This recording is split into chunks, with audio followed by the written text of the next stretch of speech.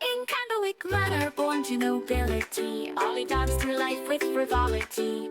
Parties and balls, a life so grand, little did she know what fate had planned. Ollie, Ollie, the wandering Candlewick, chosen by Sybil in her destiny's down, escaped from towers of paper to the open road, a reluctant cleric with powers bestowed.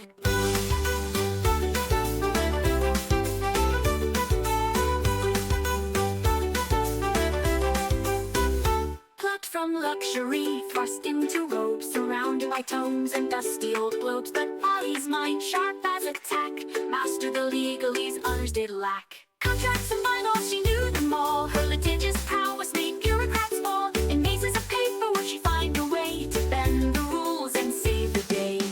A holy symbol in a divine dream. Not all in the tower is as it may seem.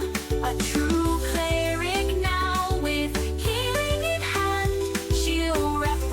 the tower across the land. But Ollie sees more than meets the eye.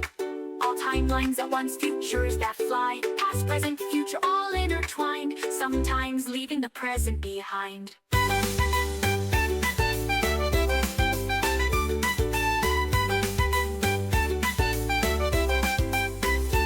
Ollie sees more than meets the eye. All timelines at once, futures that fly. Past, present, future, all intertwined, sometimes leaving the present behind.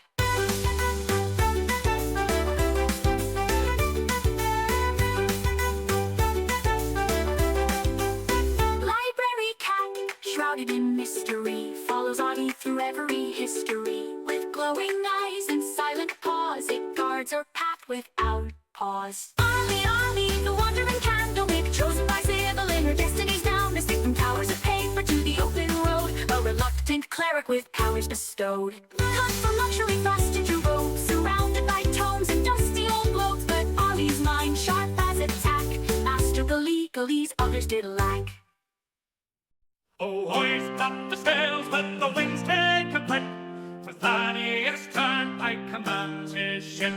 For rode on the waves, a sailor so bold, with magical powers and a heart of gold. Behold, Thaddeus sailed the endless sea, with little Boo as wise as can be. Through tempest and tide, they roam far and wide, the Turnpike legacy, their unfading pride. From the mighty Turnpike line he hails, with the lineage of captains braving the gales. A scion of seafarers fierce and grand, with the smell on his lips and the sword in his hand. Behold, Thaddeus, master of the smell, with little Boo through heaven and hell. They dance with the stars, they flirt with the dew, their laughter echoes in the ocean's blue.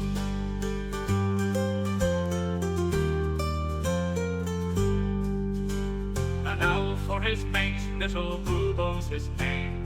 Together they soar in fortune and fame. With little Boo, his talents wrapped in light, they summon the winds and the stars to their fight. A curse of great power, a gift or a bane, Thaddeus wields it with little to fame.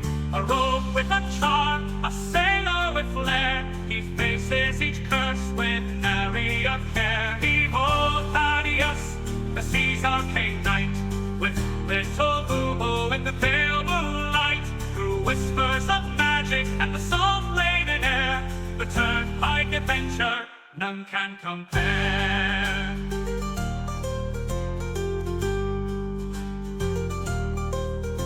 So sing of the Turnpike, the legend, the tale, of Thaddeus and Boo setting sail. For where the map ends, their journeys just start. The sea's in their blood, magic in their heart.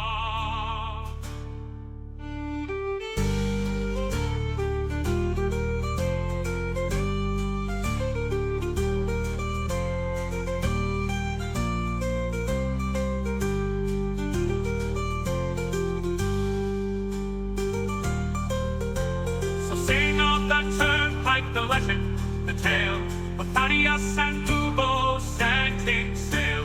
For where the map ends, their journeys just start.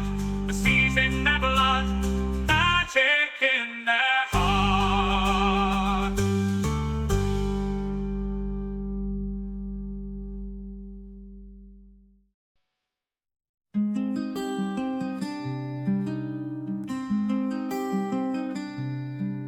In Solonia's fields a halfling stood tall, sea grey eyes a fighter's call. With Fiona's love and Angus' smile, his world was bright for a little while. Oh, Harold Grey with list in hand, a promise made, a journey planned. Each task he'll mark, each dream fulfill. For those he's lost, his heart beats still. From Zakar streets to golden fields, their family loved the greatest shield. They dreamed of wonders near and far, and on a list beneath the stars. Oh, Harold Grey with list in hand, a promise made, a journey planned. Each task he'll mark, each dream fulfill. For those he's lost, his heart beats still.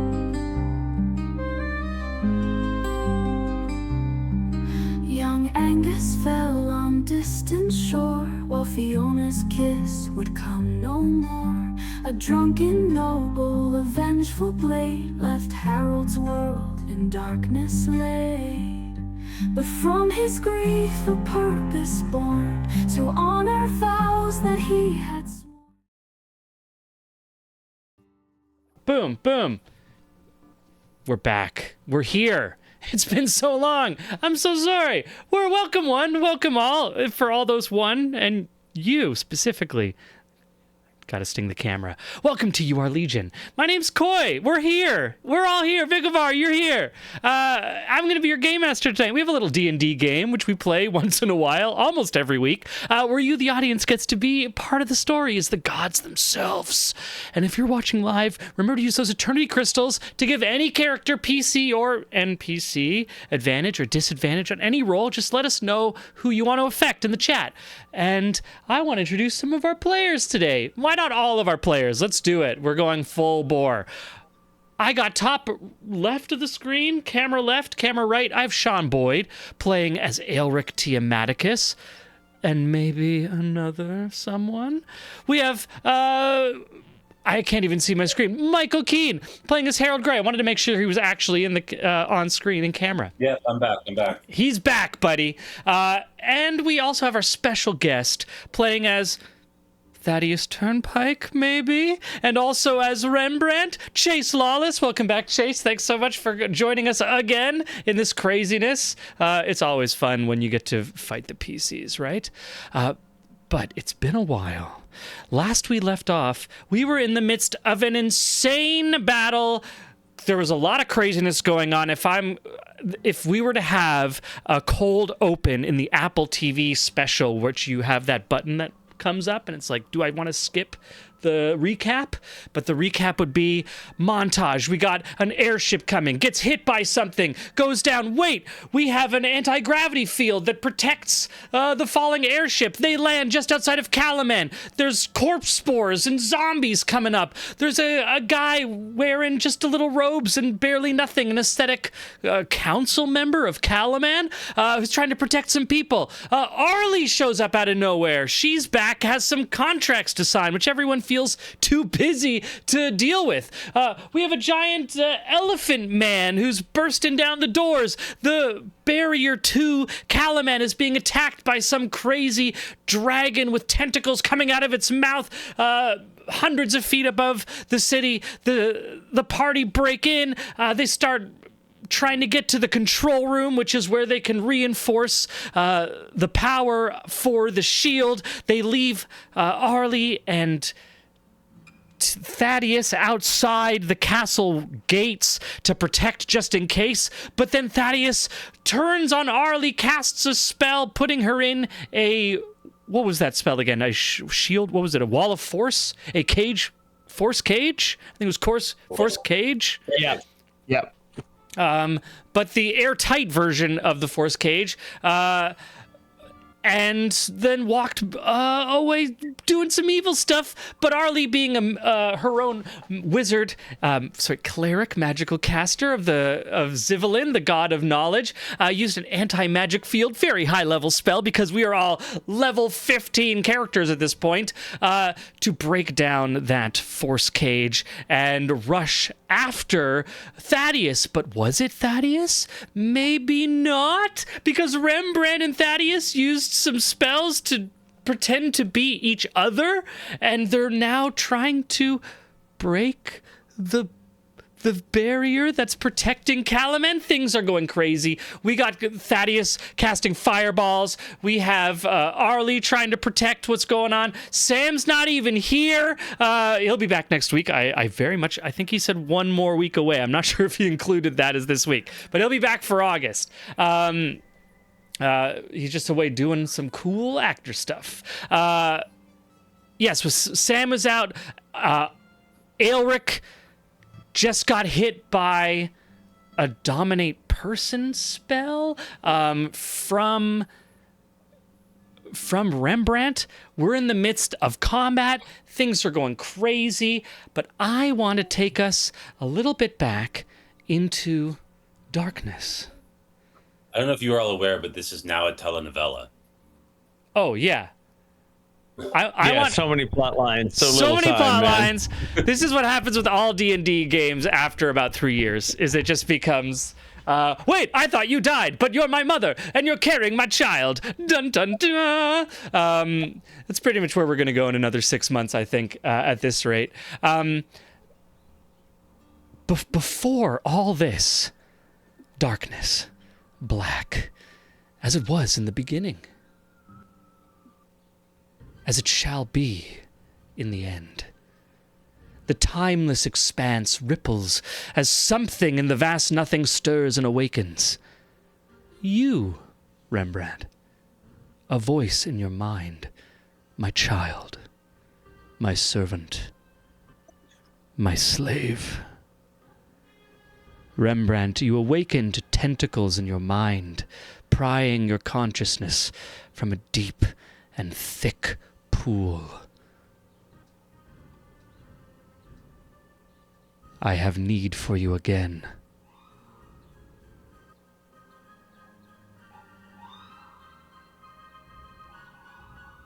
In a similar blackness, Elric,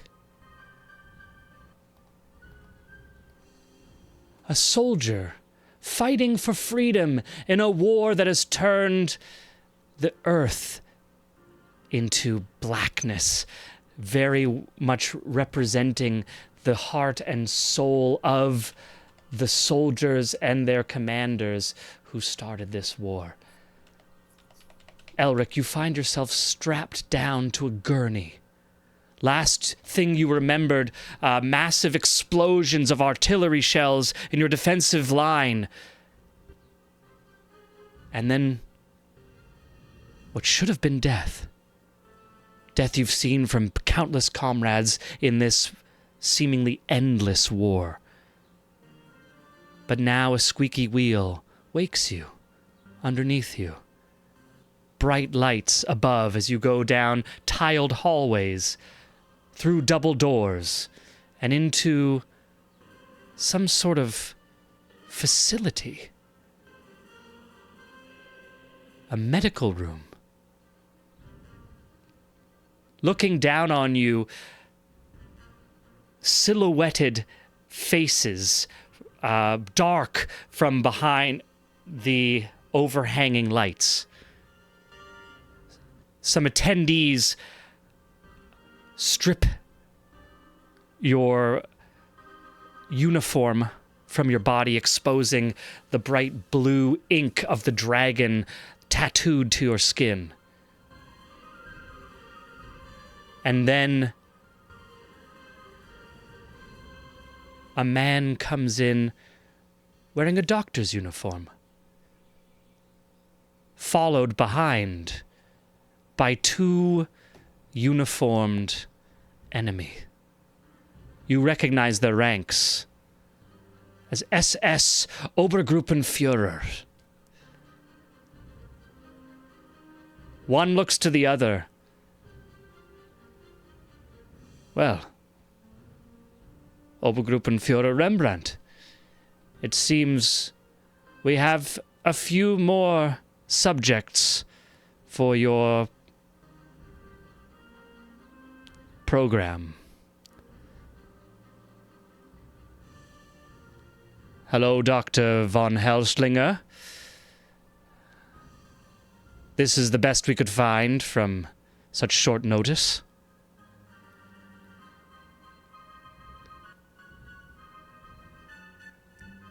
Yeah, it will do. He is tied down, yeah? He is strapped with leather, yes. Sehr good. You are a very handsome man. Your mother and father must be very proud. You're very handsome. I must have my tools. Where are my tools? Yes, right away, Dr. von Helslinger. A little gurney gets wheeled over to you. A young nurse has assembled a series of very sharp, shiny instruments. It's Hellschlanger. Yes, Dr. von Helslinger. Hellschlanger. Helslinger. You can tell that this nurse is not from the homeland. She is one of the subjugated lesser peoples of the Empire. Are you Polish? Yes, Dr. Helslinger. Yeah, unfortunate. Yeah, I'm sorry. There's nothing that can be done. Yes, your instruments, Doctor. Sehr gut. Danke. Now, we operate, das ist klar, yeah? The second Obergruppenführer, who has not given his name, not Rembrandt, stares at the two of you, says, Berlin has many questions as to what exactly we hope to achieve with these tests, Obergruppenführer Rembrandt. I was hoping to examine some of them myself so that I could bring back news to the Führer.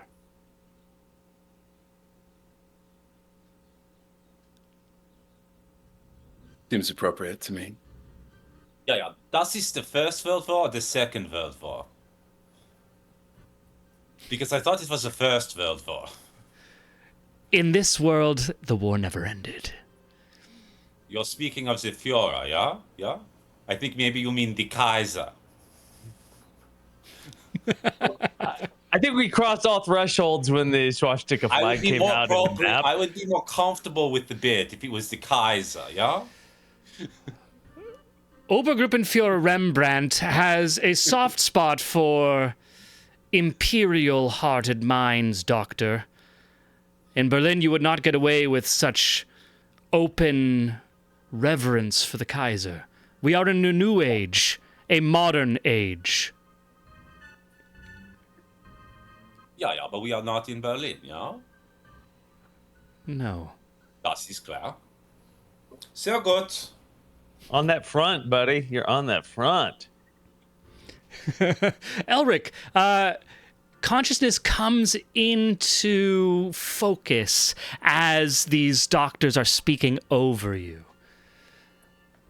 And soldiers, you notice that your hands are tied, your legs bound, but your head is free to look around.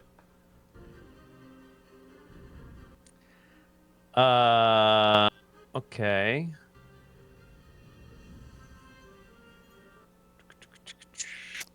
Have any of these subjects actually survived, Doctor?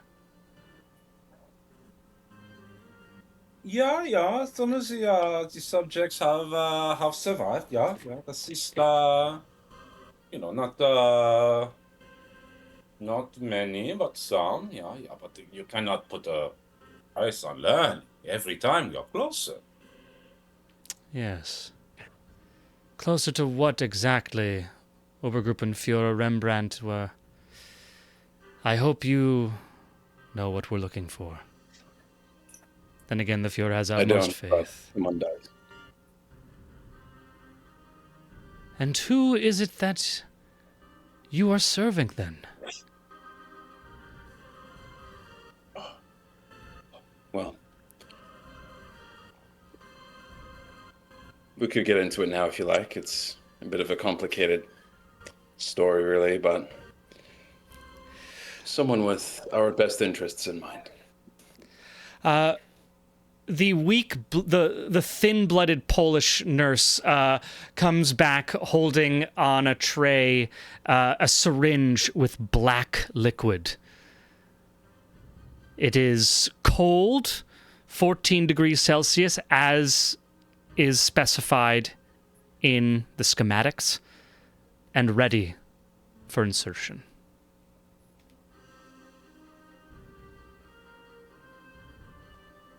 Proceed.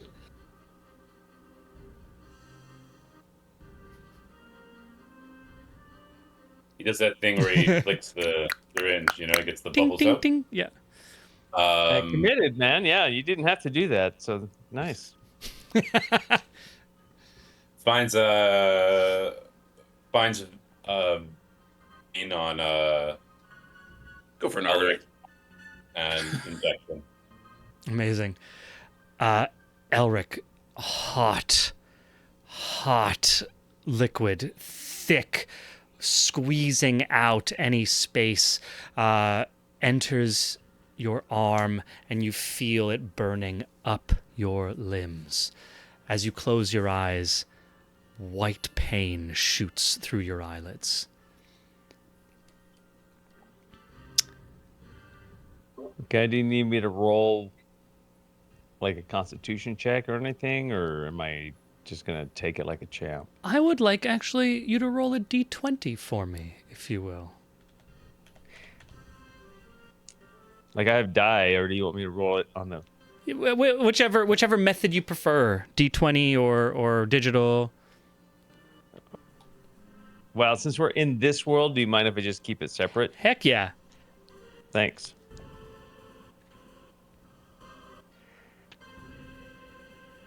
$11. 11. All right. With an 11, a new place, brighter in tone, if not in actual luminosity. A small, cramped space, wooden, sawdust on the floor, smelling like farts and beer spilt and smoke from a few pipes. A port-side pub in the ports of Kalaman. This was in the days previous to the party leaving on the ship the Apostate. A simple-clothed man just stepping off the docks finds himself in this pub. He calls himself Rembrandt. And he bumps into two heroes of the age, a short halfling and a large, hulking, winged dragonborn. Okay. Do I feel like I'm in that room, or am I like watching? This is you know this what I is mean? like a this is like being a present or watching memory. TV? This Oh, is like okay. so. This is like this is a we have a flashback from a different character's perspective. Gotcha. So- I gotcha. Yeah, so this is I at a got time when Elric and Harold are like waiting for the apostate to get figured out. Thaddeus is talking to his sister, who you just met, who's come in to take control of Kalaman. Harold wanted to go down. Harold's just Elric. You kind of find yourself almost disoriented for a moment. You don't really get drunk, but there is that moment of like, wait a minute, where am I? Harold's just finishing up flirting with a large orcish barkeep. and grabbing a couple large pints. And you see him almost bump into this very poorly dressed man wearing nothing of value, seemingly standing out and yet unseen by many people here. Directly in the path between Harold and you. Okay. This lost, innocent, ascetic human. Okay. Can I hear things as well, or no? Oh, yeah, Or yeah. is it just Fully, yeah. like you are present. okay? Harold, you turn and bump into this man, spilling your drink. Rembrandt, you get beer all over your one piece of clothing. I'm so sorry. My apologies, good sir. Entirely my fault. I don't know. Can I get you a beer? I'm awful sorry to get you so wet.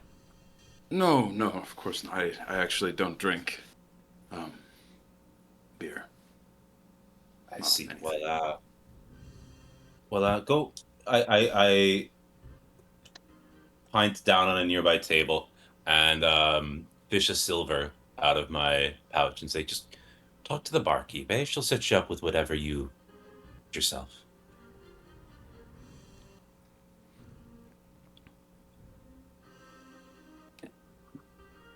So, Poi, after this interaction, how do I want to phrase this? Is Elric aware that is Elric aware that he is Elric in this space, or is he aware of? Tell me what I'm aware of in that way. I don't. I need to know. I need to know what whose thoughts are here before I think about what to do. I think in this moment, Because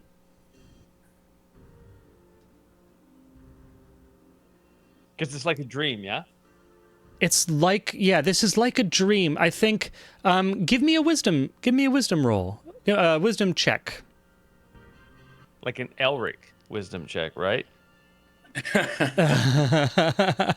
This would be an Not an Elric wisdom Aelric. check. Yeah, this would be an Elric Yeah, wisdom and- check. Yeah. Rembrandt's to give you some guidance. How's that? Oh, well, that's actually pretty good. 18, 19, 20. 20. Yep. With a 20, Elric, what seems at first, it's a familiar space, but it's not super familiar. It's dreamlike. There's these kind of non-human creatures in this pub that reminds you of a place that you were when you were first went across the ocean and stationed in a little town in England. But then you realize, no, this isn't actually a dream. It is a memory, but it's not your memory. And you Okay. lock eyes with this human, Rembrandt. You lock eyes with this human Rembrandt. Okay. When I lock eyes, do I recognize him from the room that I've just left? Or was just in?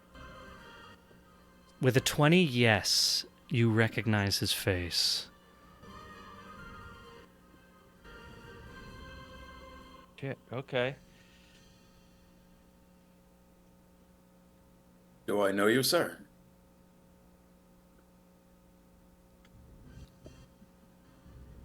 No, but I know you. Oh, And Harold, you see Elric making a beeline right towards Rembrandt in a martial way. Harold puts himself between the. Hey, I bumped into him. There's no fight here, big guy.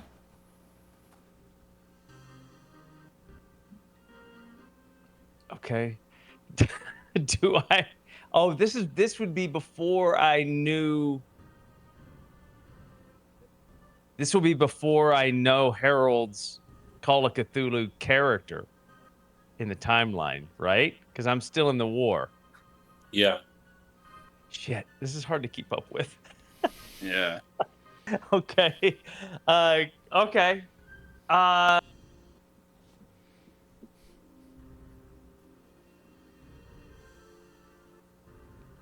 Says you don't understand. You don't understand what he's doing. You should step aside. Step aside. Harold looks at Alaric very oddly, and then turns around and says, "What you doing?" What am I doing? While also, no, he faces Oh. Rembrandt Oh, I while see. I stepping gotcha. aside and says, "What are you doing?" Gotcha. A little more threatening now. Gotcha.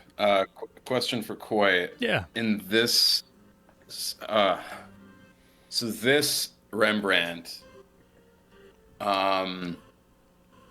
where is his development at? So this would be I the guess I'm trying same to one. This would be the same one who's in the fight. Only Okay.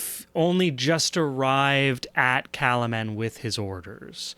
So like this is the beginning of Okay. what he's. We see him in that fight at the end point of his mission. This is him at the beginning. And would there be any way for, I guess, like, he wouldn't, to my knowledge anyway, he wouldn't have any recognition of these two guys. Like, this is the first time he's ever seen them. Like, his memories aren't necessarily transcendent or anything. I'd say This is like give me a Elric. wisdom check on this. Give me a wisdom check on this, because you certainly would recognize them because of what they've done in the world. So there's that, like, having the word is spread wide of what these heroes have done. So they're easily recognizable in that sense. The question is, how deep is that? Is it just what you've picked up in the last few days since kind of awakening? Okay. So just a wisdom check, no.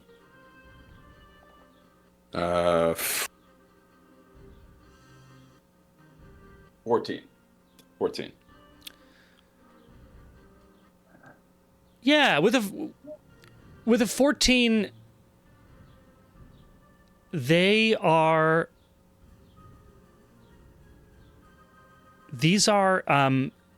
knots in the weave of reality. These like heavy balls in the fabric of space-time. These individuals almost pulled you towards them without. If you're not careful with your intention, you find yourselves pulled closer to them through the gravitational pull of fate. And you recognize that. You've heard of these people being talked of, and you know that you are bound to them. With a 14, I'll say that you have a different understanding in this incarnation of Rembrandt, because this is not your first time, that you know that what is tying you to them is not in the past, but indeed the future. Okay. And how many, is this like a couple days before the events occur? Months. Months. Okay. I'm going to, with that kind of fragment of knowledge, I'm going to contact my patron Okay. with my one free contact Yep. of the day. And I'm going to ask him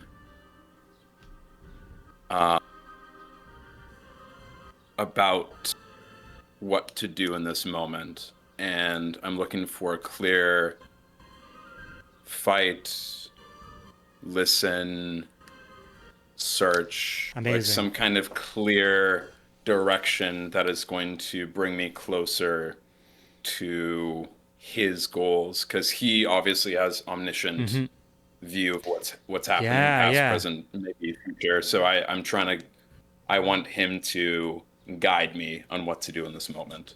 Amazing. Harold and Elric, you both turn to face this human, and what does it look like as you reach out? What does it look externally as you reach out to your patron?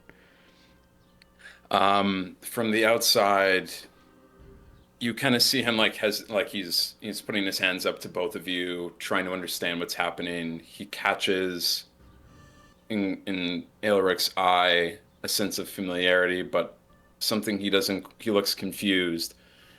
And then for a moment, it almost looks like he's about to pass out. And it happens very quickly on the surface. It's almost like he almost falls asleep. But everything that happens within Rembrandt takes as long as it takes. But on the outside, it looks like he just almost fell over, and that was it. Human stumbles. Rembrandt, you hear like underneath as you reach out, below the clangs of pots and mugs and bangs on the table and singing and just the general ruckus of this space, something underneath, a quietness that you need to listen to. And as you reach out and listen, your eyes go back in your head, close your eyes. There's a words through a hiss, through a broken transceiver, and you reach out, and as your mind's eye opens to adjust and turn up the volume, you find your hand on a circular knob, changing a quartz crystal across a path as finding the right frequency. Large headsets over your ears. You are sitting in a bunker, concrete, deep underground of a third-ranked trench. You find the frequency, and you hear the words on repeat. He must not be let to leave. He must not be let to live. He must not be let to leave. He must not be let to live. Elric, you wake up. Oh, shit. Okay. The pain had made you pass out. You are now in the same room, but strapped to a seat. In front of you, Dr. von Herschlinger.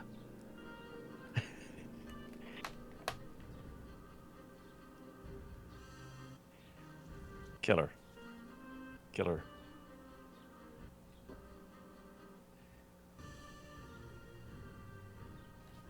Wait, I think he's typing. Oh, there we go. Aufwachen, mein Beta. Hallo? Hallo, Elric? Wie geht's, Elric? How do you know my name? Oh, it is on your dog tag. Yeah, all right, So yeah. bad. Where am I? You are in a home. Maybe not a hospital, but something like it. I am so happy that you have woken up. It's very rare after what you have been through, huh? What have I been through? Oh, the miracle of science. Yes. And calling behind him, Rembrandt, come. Come and see here in Rembrandt. Rembrandt, you were outside these big metal doors, and you hear the voice calling you before your hand even touches the knob. The voice of Dr. von the Hellschlinger. doctor. Yeah. Okay. So you gotta specify. Not bad. Lots of voices we got going. So many Of course. voices, a lot of So many voices up voices in your head. this house. Okay. Is everything, and I open the door.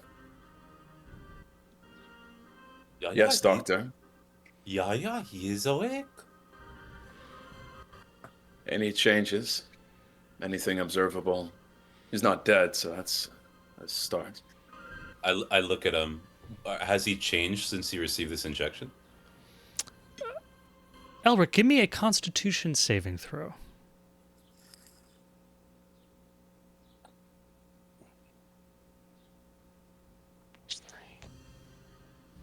Oof. 9. 9. His veins from the point of injection have gone black. You can see them spiderwebbing out like a lightning strike from the site, all the way and spiraling around his dragon tattoo, almost appearing like black tentacles raining in the dragon. Wait, the gods have spoken. Oh, the gods have spoken. I've never seen it come live. I've never seen that thing come live. Thank Yeah. you. Me neither. That's really cool. I'm on Twitch for the first time too, so that's kind of cool Nice. to see the It is really cool. comments. Hell yeah. The people are really out there. They're really there, I swear. It's a little bit better. Thank you, buddy. It is now a 15. Oh, with a 15, amazing. With a 15, the black lines and veins coming up from his arm are wrapped and almost artistically like bound in combat with this dragon. The dragon grasping and biting of the tattoo on Elric's shoulder, which is where these black lines disperse and are locked in a frozen combat there. Whoa. Okay. There is very pronounced varicose spiralis, you see, from the site of injection up to this very odd marking. I have not seen it stop like this before. Yes. Very good, doctor. Very good. How do you feel, young man? Confused. Confused. What confuses you? Why I'm alive, why I'm here, where I just was. There's a lot. You just were. Interesting. Interesting. Have you ever seen this before, Doctor? On any of the previous patients? No. Varicose spiralis is present in the dead, but never the living. I need a moment. I need to consult with him. I'm going to reach out to my patron again. Yeah, reach out to your patron again. I'm going to ask him the exact same question that the other Rembrandt asked. Because again, Yeah. I have all these fragments, and he's seen fucking everything. So I want again to really lock in and see if, because this Rembrandt doesn't have the message, or did this Rembrandt get the message? This Was is the he the one Rembrandt. on the This is the radio? Rembrandt who got the message. Yeah. Okay, so he got the message from the other Rembrandt. Mm-hmm. So I'm going to lock in on that even further. Hell yeah. And is there anything I can do to make it even stronger? I don't think so. Yeah. Okay. Yeah, maybe make a concentration check or something, but otherwise I'm just going to use my contact patron. Amazing. I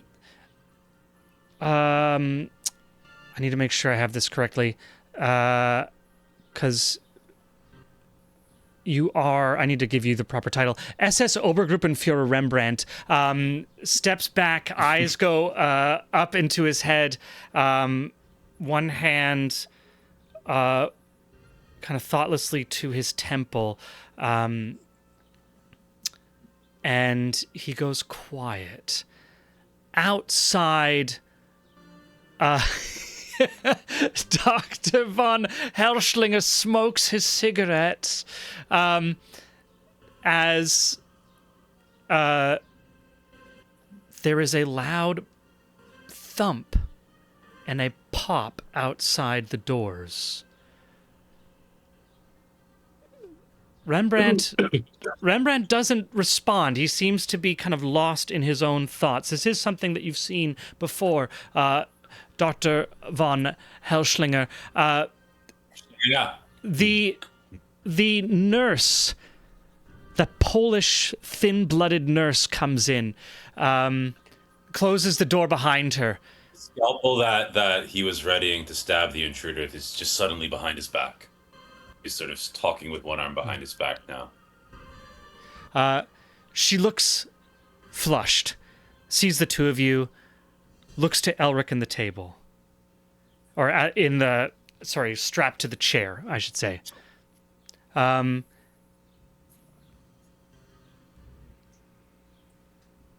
then she smiles. Oh, I never would have thought I'd be so lucky.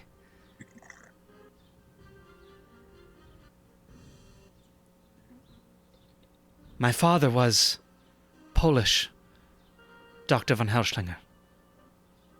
But my mother was French. Vive vivre ou mourir. And she pulls a pistol from her back pocket and fires 2 rounds into Dr. von Hellschlinger's chest.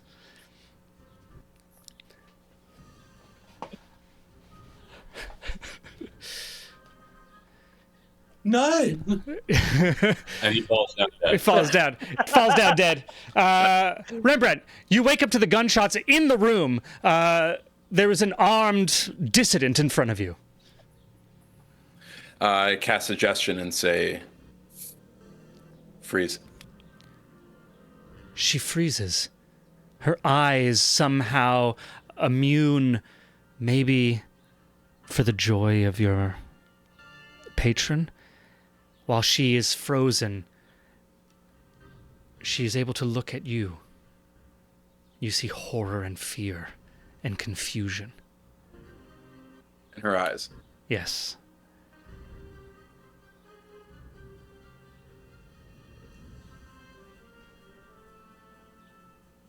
And I didn't get anything else from my patron?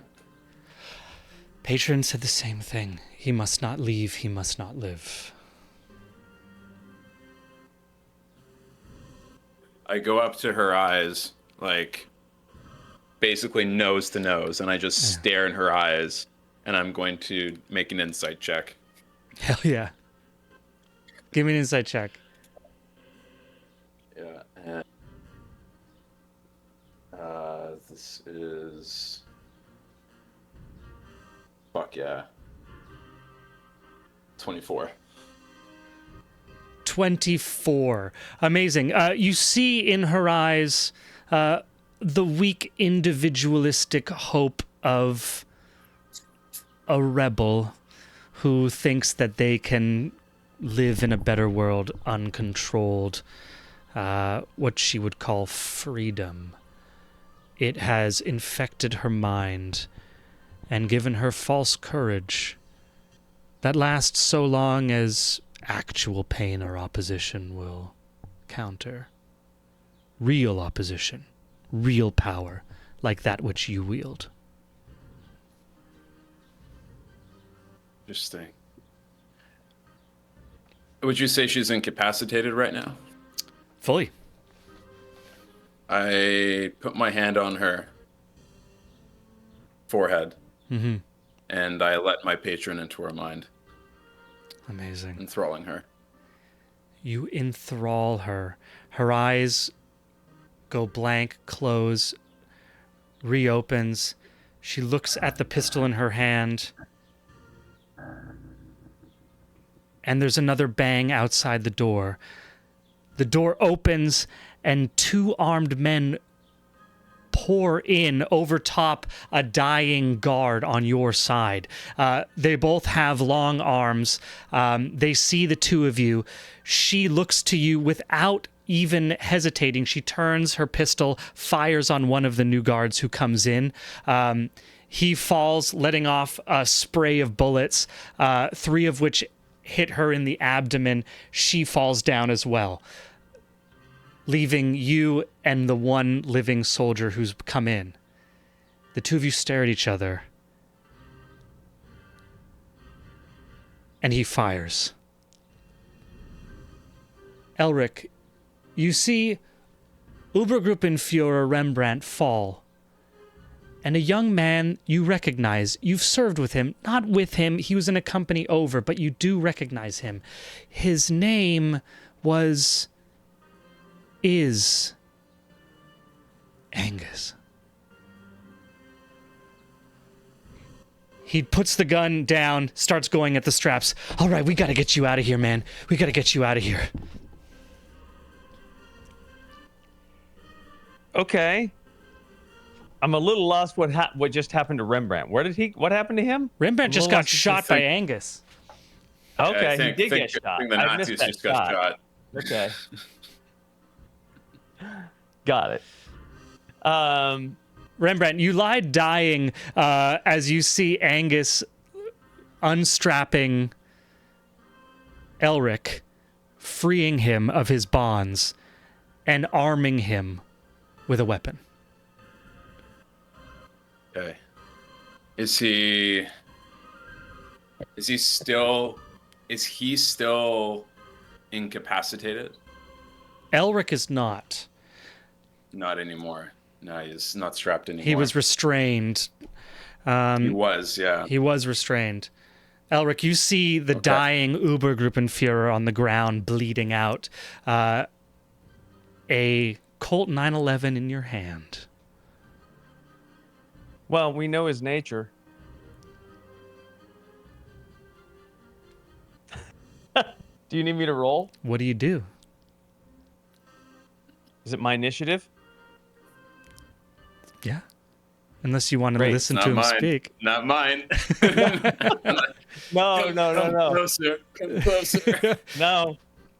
He does what he always does. Yeah.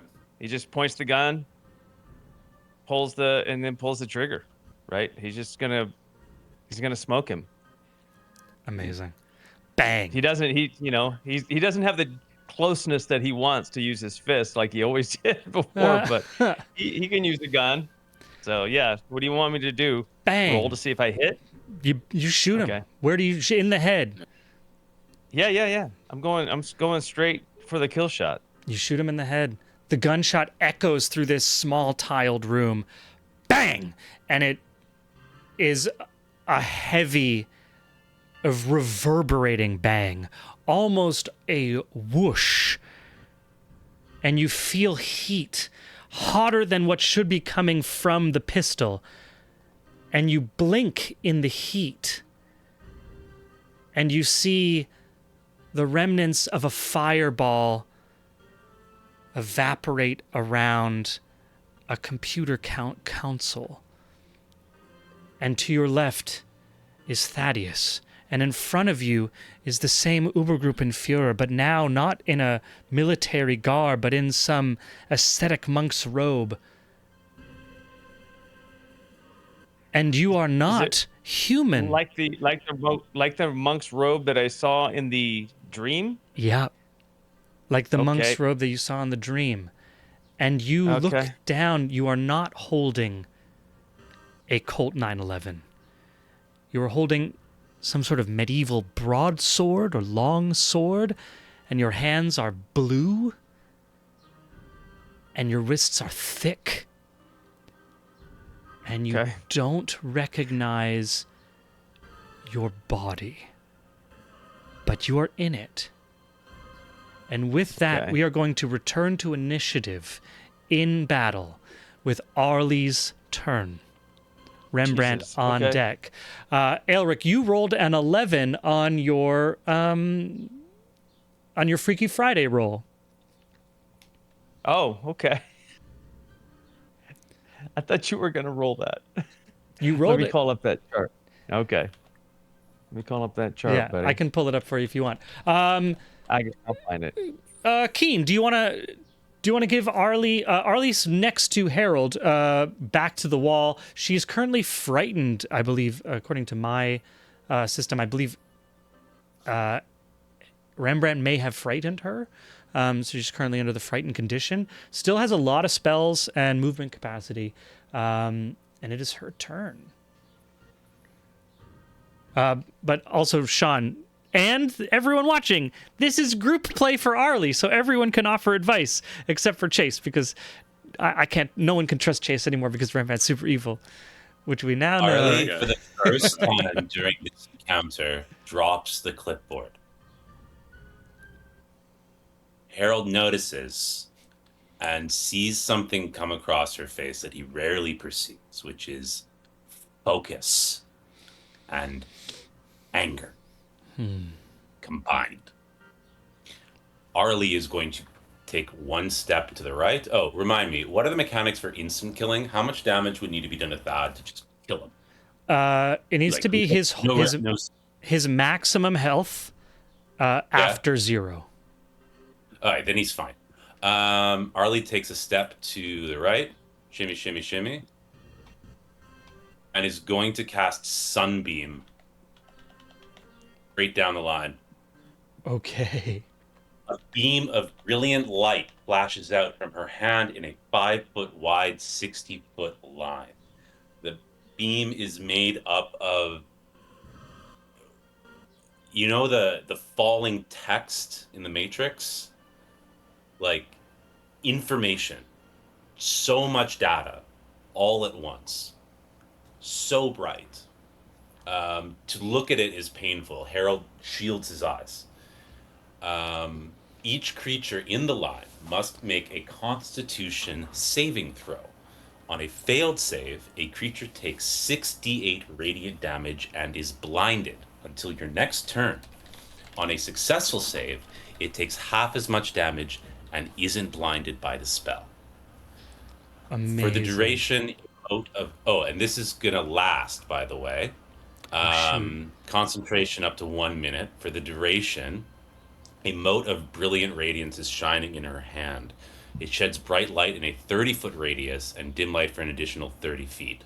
The light is sunlight. Okay. So she's emitting sunlight for 30 and 30. Yeah.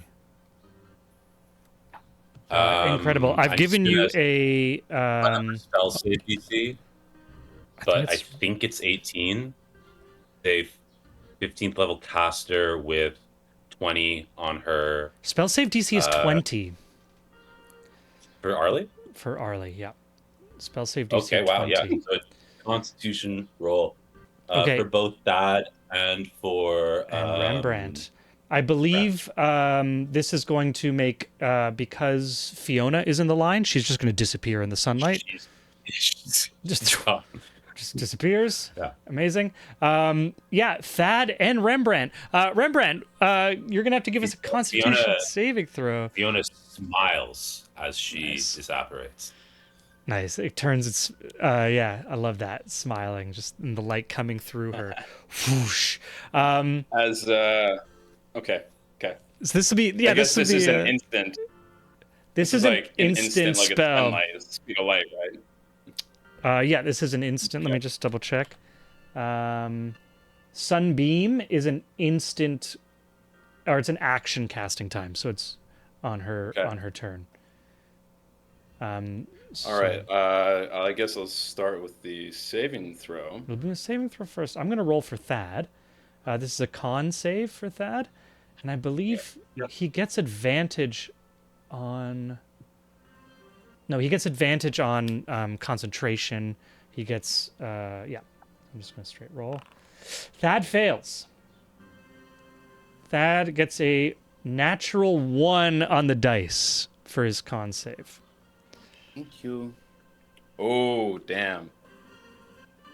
I got an 18. I'm just trying to see if there's anything. I don't think I can do anything else. I'm just double checking my sheet here. Yeah.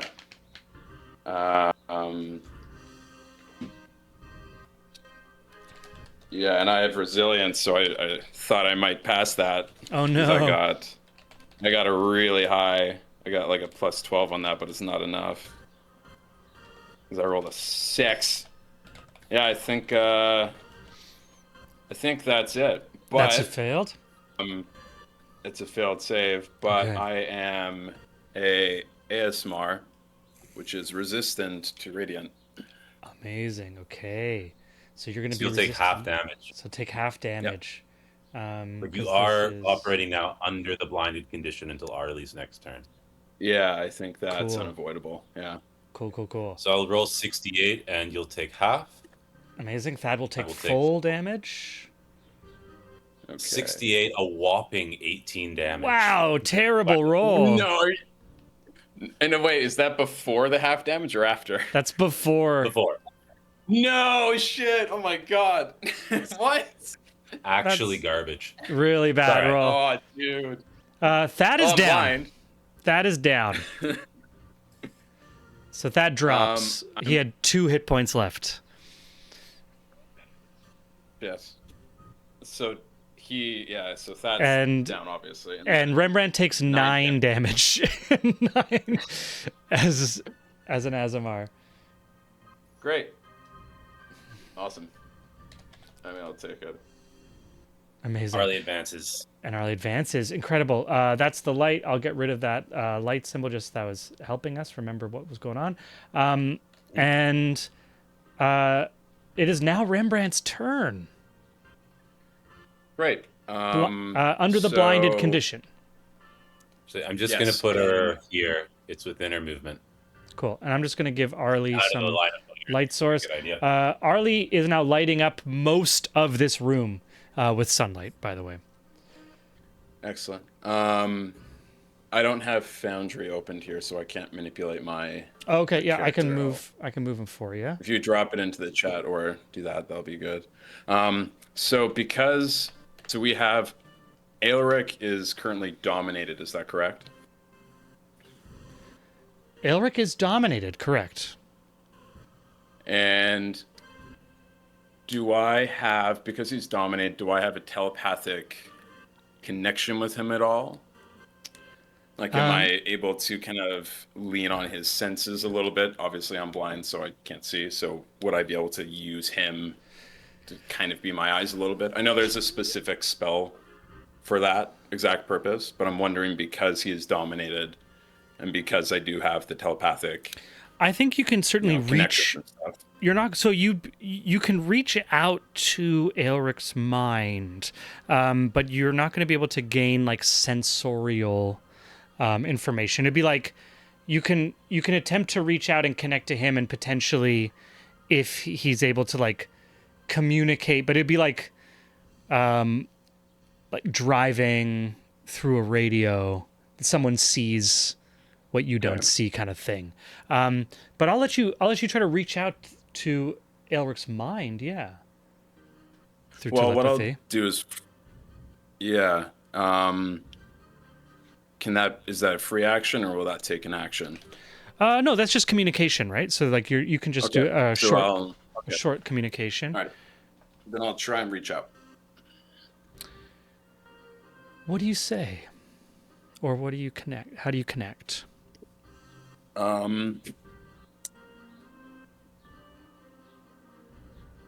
Show me where the controls are. So I'm looking for the 2 remaining control panels. Amazing. Elric. Give me a wisdom saving throw. This is going to be a DC 12.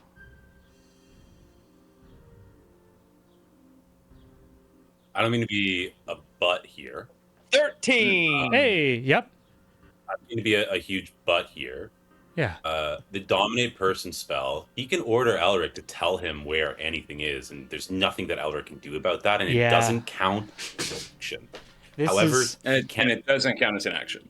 No, he can't like look through Elric like a familiar, but he could tell Elric like the fucking tiefling. yes. Yes. And Yeah, yeah. go and do that. If he spends an action, then he can take Elric's turn and precisely pilot him. This isn't really written to be used against players. Yeah. You can, with no action required, issue a command, and the creature does its best to obey.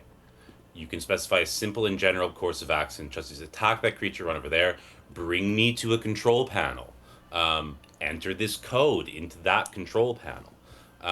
You can use your action to take total and precise control until the end of your next turn. The creature takes only the actions you choose and doesn't do anything that you don't allow it to do. During this time, you can also cause the creature to use a reaction, but this requires you to use your own reaction as well. It's not really written against players, like, right? Vikavar has So, a good like, point. yeah. Is this a concentration save, or is this a concentration spell? It is Dominant person is. Okay, Yeah. so we do He's need gotta take a concentration save for the Yeah, sunbeam. right. 9 damage. Retro. So DC 10. retroactive here. Yeah, DC 10 retroactive. And it's concentration again. Hopefully it'll be better than the last roll. Yes, that was succeed. Okay, cool. So are you reaching out to like ask for information from Aelric, or are you reaching out to control him? I'm gonna control him. I guess because now that we've specified that, what I would like to do, I'll just explain this and then we'll try and make it happen. I want to try and get him to essentially give me some insight on where the farthest away control is. And then I want to order him to break the one that's closest to us. The bottom, the southwest. Either one by putting in the code that I know, or by just him smashing it, whichever one's going to get the job done. I assume because of the other two being broken, he can just smash it. Yeah. But very cool.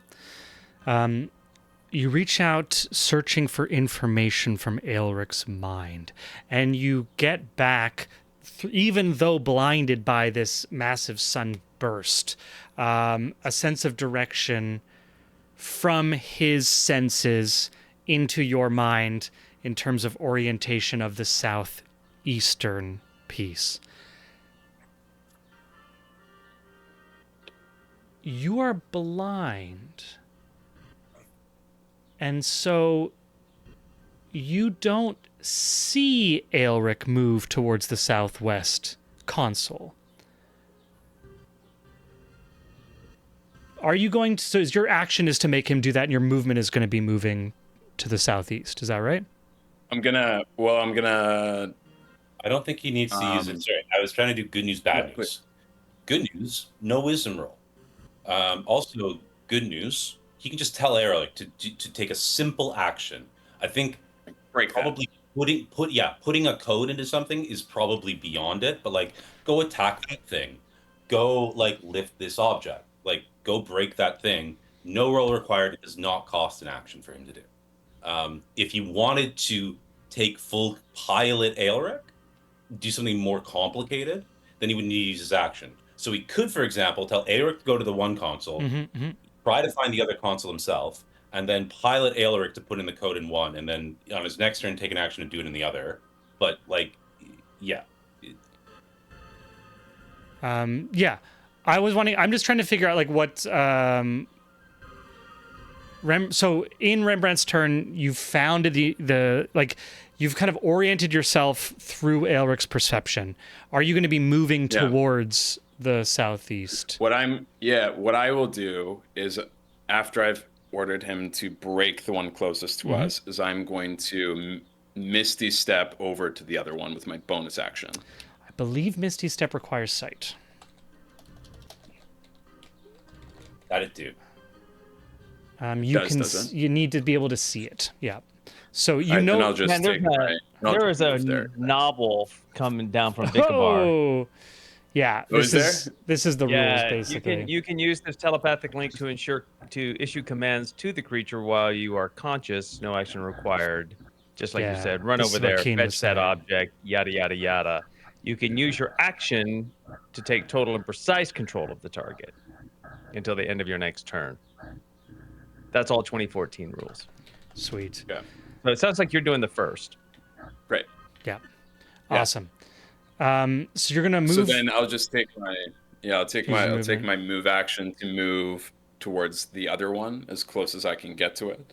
Sweet. And then if you don't mind moving my character, that'd be Gotcha. appreciated. And then I'll have Ilric break this one, and then I will take my next action in a second. Okay. Aelric begins to move towards the southwest console. And this is where things get a little weird. Elric watches himself moving in this blue scaled body, stepping towards this some sort of, it runs on electricity, one of my favorite lines from the Marvel world. Runs on some form of electricity. And as you raise one hand wielding this archaic medieval weapon, you realize you don't need to do this. You recognize the face and the voice of the man giving commands to this body. A face that you just put a bullet in only moments ago.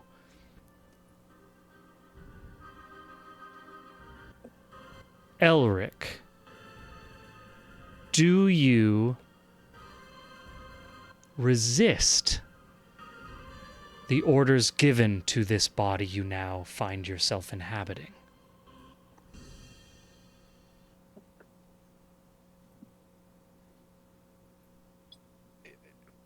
Well, if I realize that I don't have to follow them, then yes. Okay. You stop. Rembrandt, you do not hear the expected sound of catastrophic destruction of material. It is still your turn and your action, but something has failed in this first verbal order.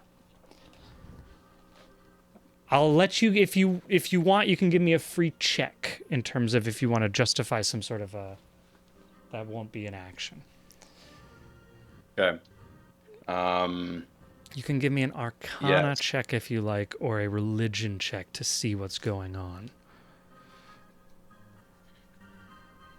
I'll take a, Or a History check. I guess a history check. Yeah. I'm not proficient in that. Either one of those are going to be shot in the dark. 6. With a 6, this, your patron never fails you. This is the first time. Ha!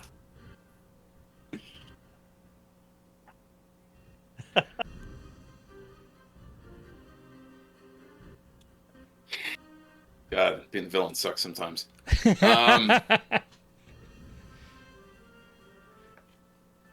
You still have an action, yeah. Yeah, I do. I still have an action. Christ. All right, I only have a couple spells left here.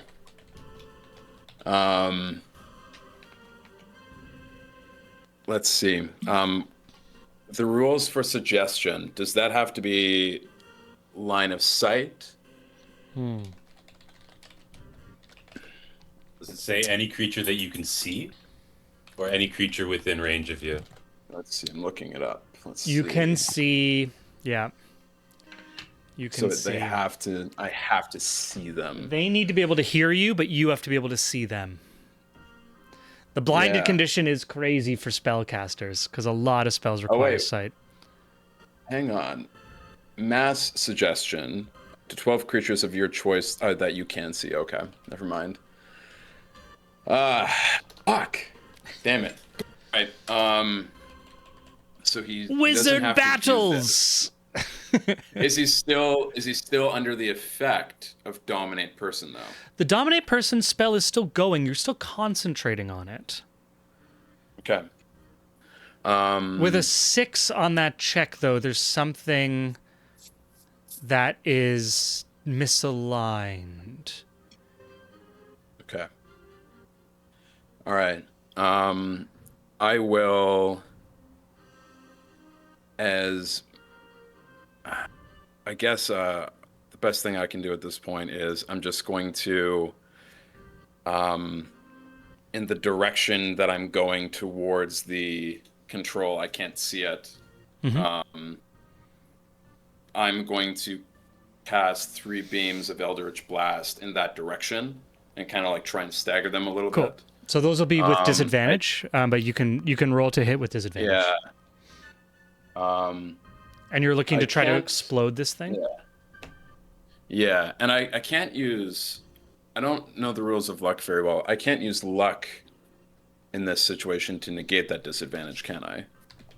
Luck's just for like You checks? use a charge of luck on each roll. It would negate disadvantage. I do not know how many charges of luck you can use in a single turn. Seems like luck is you get 3 points Per of day, right? luck per day.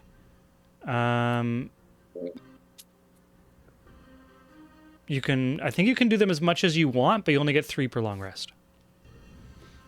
From what I'm seeing.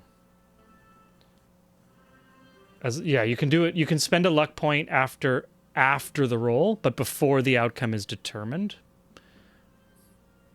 Which is seems like a Well, I weird guess way to if I say can it, but- use 1 point of luck on one of the beams, then I will to Cool. try and So you'll roll just have 2 one with of them hit. disadvantage. Yeah, 2 with disadvantage, 1 with 1 straight. And are these just? Is this just the D20 I'm rolling for this? These will be hit. Yeah, so range spell attack rolls. So Okay. D20 plus whatever modifier for your range spell attacks. bonus. Yeah, and then Okay, so D20 plus spell attack bonus, and then I'll roll 2 with disadvantage. Okay. yeah. That's 11 and 15, so 11 plus 12. So that one's going to be a 23 for the first one. Okay, First that's 2 are going gonna to be hit. disadvantage. 12 and 10, so that's 22. And the last one is going to be 28. Okay, all 3 of those hit. So give me some damage rolls on that. All right. Eldritch Blast. You have the agonizing blast, Eldritch Invocation. Oh, and you're gonna have to give me for that yeah, straight yeah. roll. For that straight roll, you're gonna have to give me a disadvantage. 1 more dice roll. The gods have spoken and given given you disadvantage, even despite your luck. That's a 15. Still hits. Still hits. Still hits. Okay, great. And I do have Repelling Blast as well as Agonizing the other blast. one. Agonizing blast. So it's Yes, D10 both plus of those. 5 per connection. Yeah, 1d10 plus 5. Yep. Force damage. Yeah, I think that's it. I don't... Yeah, that's it. 1d10 plus 5 each connection.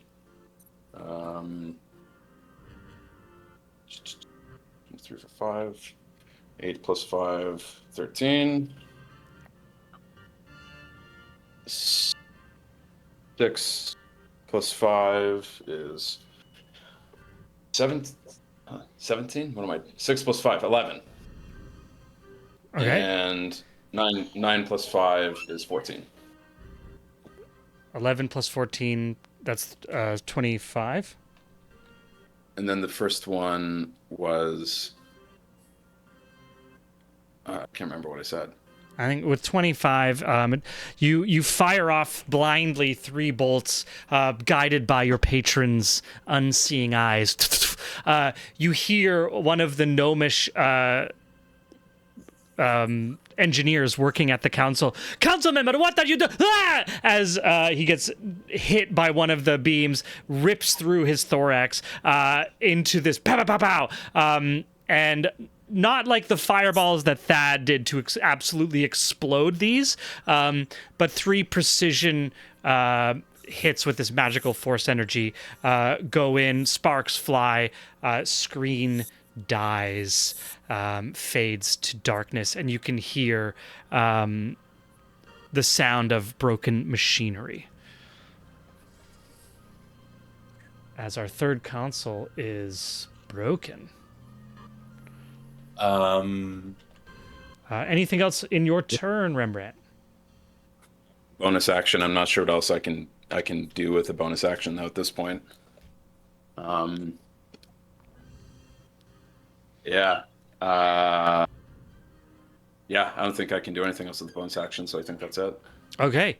'Cause I'm done. Yeah. Cool. Yeah, Rembrandt just doing some damage. We're going to go back to the top of round 9. Harold, your turn. Thaddeus is on deck to roll a death saving throw. And then Elric.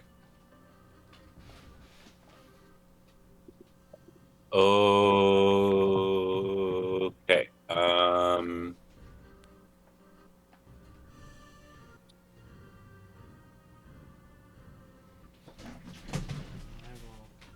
Get some dice here for our good friend Thaddeus's Turnpike's death saving throw. I think we will use.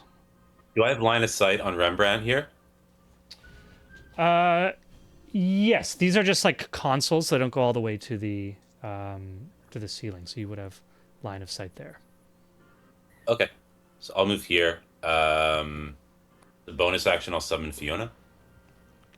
Cool. Let me just appear Fiona. There you go. Wherever you want her to appear. She's stuck. I'll move her there for you. Oh, Thank you. She's going to move here. okay. And I'll fire 3 blasts at Rembrandt. Pew, pew, pew. Eldritch Blast. 2 can play at that game. Warlock battles. Pew pew pew pew pew pew Best pew. It's like, was it like Common and was it that in John Wick 3 where they're just like walking through a public space, just like shooting silenced pistols at each other? Yeah. So Vikavar throws in advantage because he's blinded. True. Chat. Good point. Oh, okay, thank you. Advantage on all those rolls. Thank you, Vikavar. Why does everyone want me to lose? Why are you guys so mean? Oh, 1 crit in that. Okay. Okay, so does a 15 hit? AC 22. Okay, I'll 27 probably- hits. Crazy. So it's going to be the full base damage from 1, which is 15, plus rolls for 2. Cool. So slash R 2d10 plus 25. Killer. So One how helps. much damage is that? 33 force damage. Okay. Did any of those do 15 or more?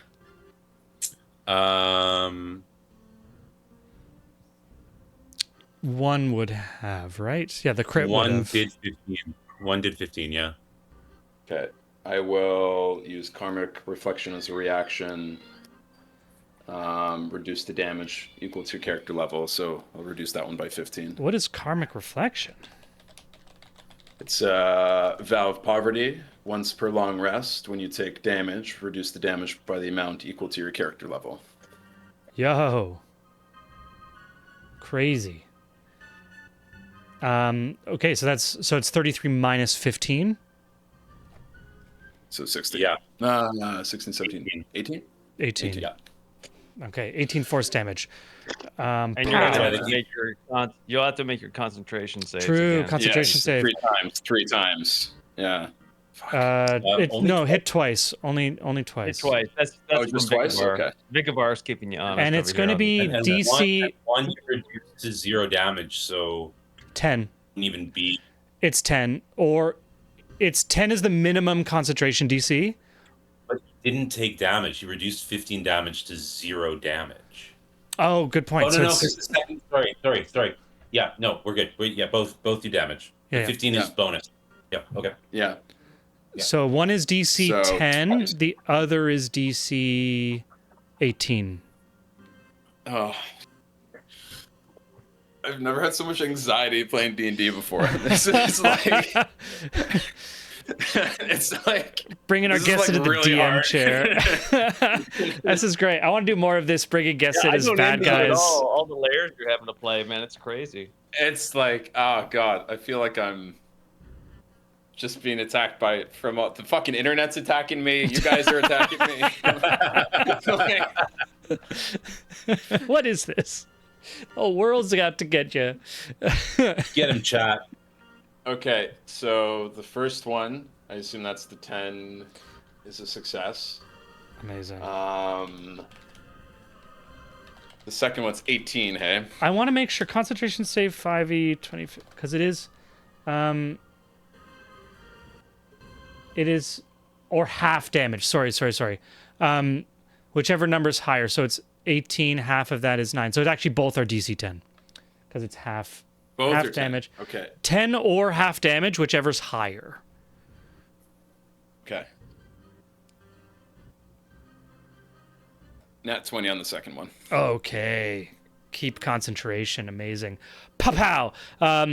2 hits. 1 miraculously deflected by this chromatic aura. Karmatic, not chromatic. Karmic the frog. No damage here. And the second one just piercing a hole through that homespun robe that you have. That is going to be Harold's turn. Has moved closer. Fiona's right beside you, this ghostly apparition of an orc woman, bringing us to... But I can't see her. But you can't see her because you're super blinded still. That is bringing us to Thaddeus Turnpike and his first death saving throw. He dies. Just going to mark that.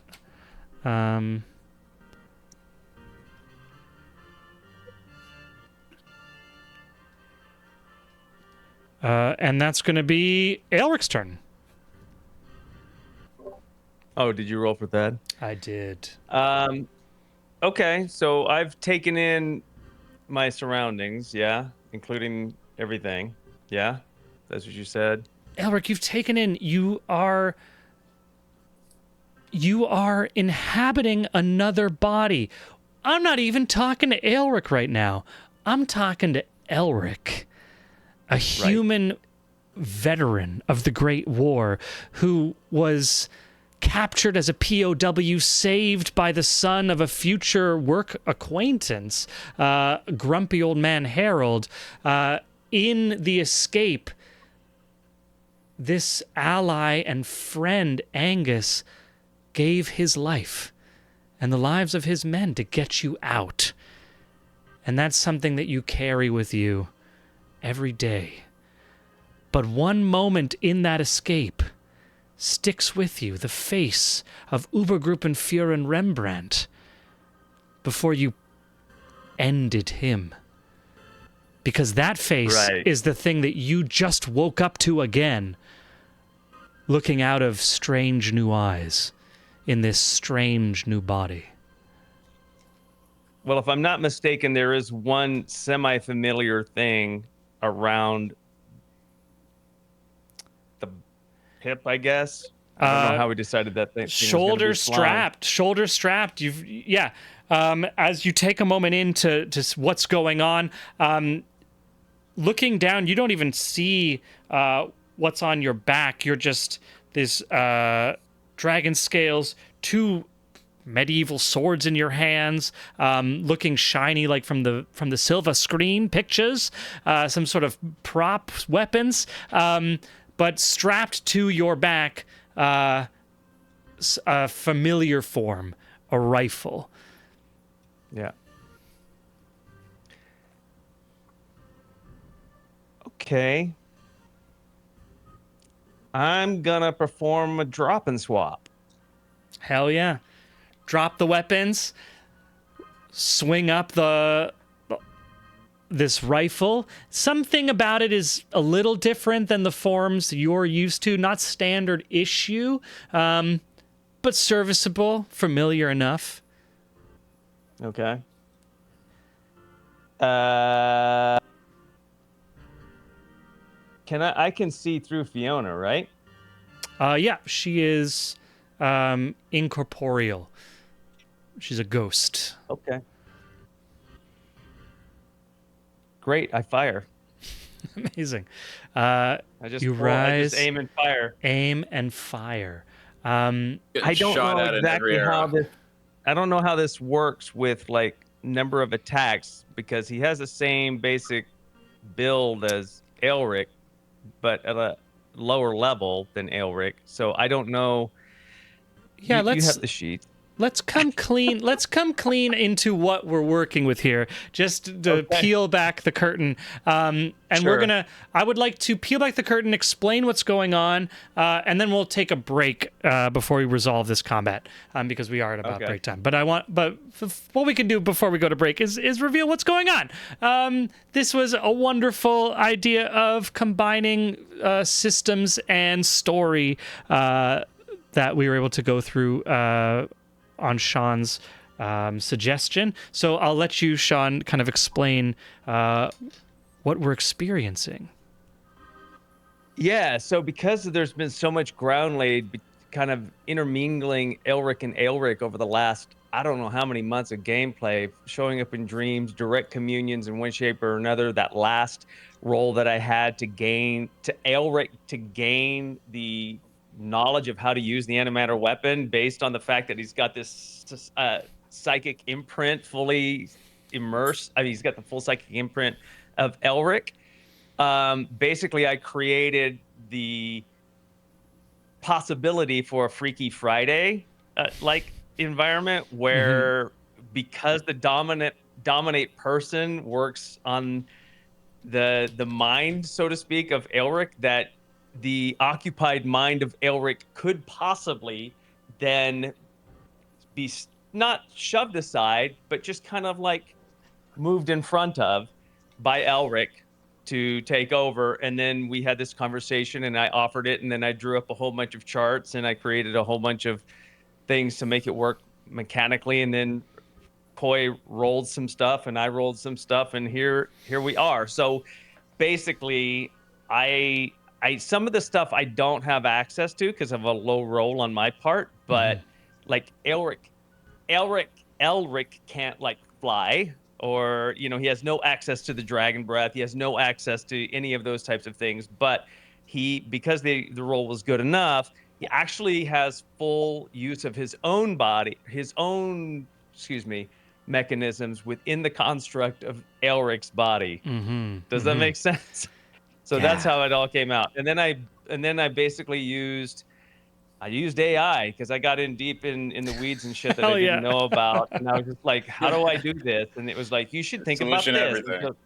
And then I created this massive chart that blends the two characters based on, and then I had to convert Elric into a D&D character, and then you run those things down there and then basically figure out how to create a hybridization from a Call of Cthulhu character, right? Like we're swapping game systems. Yeah, D&D to Boot Hill conversion. There you go. Yeah, exactly. So Call of Cthulhu and how to convert that into D&D stats, and like what moves and what doesn't, what can be moved, what doesn't make move. And to AI's credit, it held me to a pretty It didn't let me get away with anything. It's pretty fair. So with that, was with that pretty fair. 11 roll, I will just read out what was defined for that 11 roll. With 11, the level of embodiment was functional, no disadvantage, full movement, normal action economy. Elric is present and operational. The rifle is an extension of him. His hand-to-hand is fully accessible. Wings are under basic conscious control. He can extend, fold, angle them deliberately, though flight is beyond him. And those paying close attention notice something has shifted, a bearing, a stillness, and the way he holds his weapon. Elric is working as a level 9 warrior right now, or fighter right now, which gives him 1 extra attack for this shot. So before we go to break, you're going to roll 2 attacks with the rifle. Rembrandt, you don't see anything yet because you are still blinded by this sunbeam. But as you face towards what you know is the mind of Aelric, this dragonborn that you have enthralled with Dominate Person, you see through a second sight of your patron's vision, and you do not see the dragonborn that you have captured, but you see a human face, the last face that you saw in one of your many lives, one that put a bullet in your head, in a bunker, in a great war. And we will come back with those 2 attack rolls from Elric after our break. Boom. In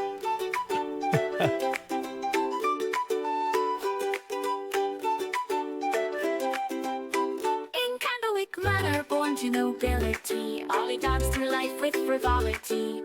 Parties and balls, a life so grand. Little did she know what fate had planned. Ollie, the wandering Candlewick, chosen by Sybil in her destiny's down. Escape from towers of paper to the open road, a reluctant cleric with powers bestowed.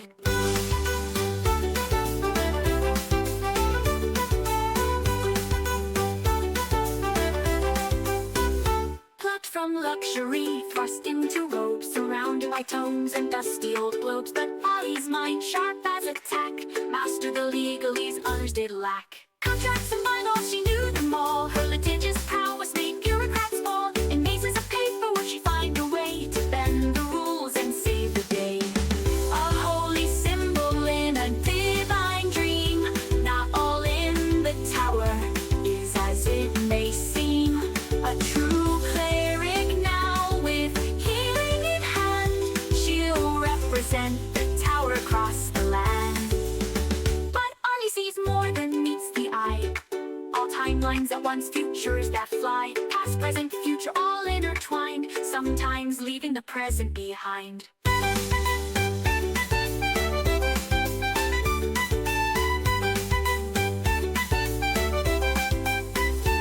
Ollie sees more than meets the eye.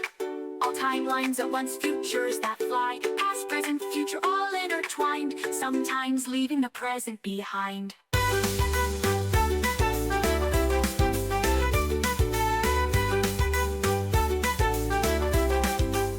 Library cat, shrouded in mystery, follows Audie through every history. With glowing eyes and silent paws, it guards her path without pause. Ollie, the wandering Candlewick, chosen by Sybil in her destiny's down. Escape from towers of paper to the open road, a reluctant cleric with powers bestowed. Cut from luxury, thrust into robes, surrounded by tomes and dusty old globes. But Ollie's mind, sharp as a tack, mastered the legalese others did lack.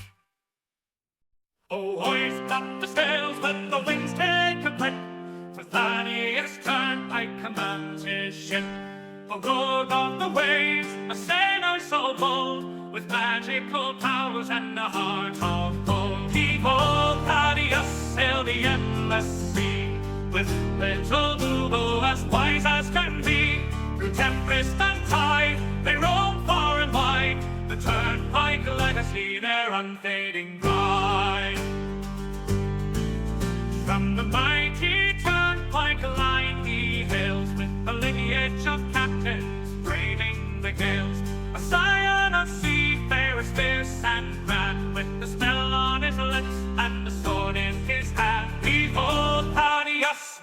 from the smell. With little Boo through heaven and hell. They dance with the stars, they flirt with the dew. Their laughter echoes in the ocean's blue.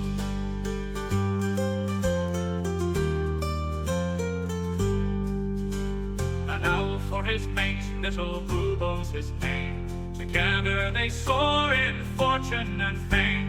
With little Boobo, his talons wrapped in light, they summon the winds and the stars to their fight.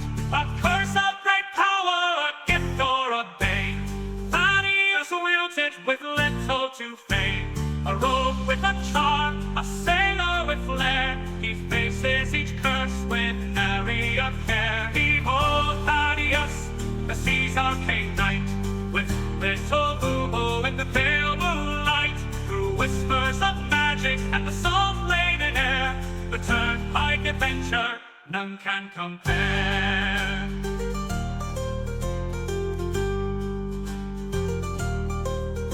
So sing of the turnpike, the legend, the tale of Thaddeus and Boobo setting sail. For where the map ends, their journeys just start. The seas in their blood, magic in their heart.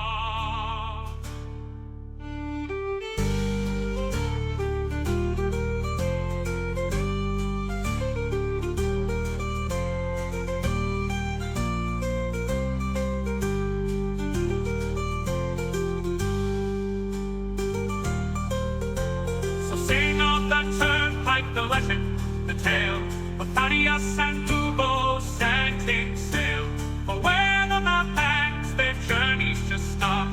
The seas in their blood, magic in their heart.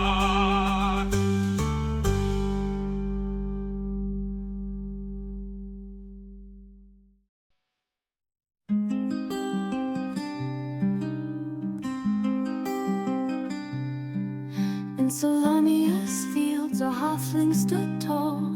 Sea gray eyes, a fighter's call. With Fiona's love and Angus' smile, his world was bright for a little while. Oh, Harold Grey with list in hand, a promise made, a journey planned. Each task he'll mark, each dream fulfill.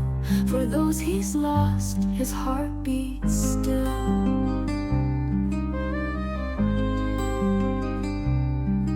From Zakar streets to golden fields, their family loved the greatest shield.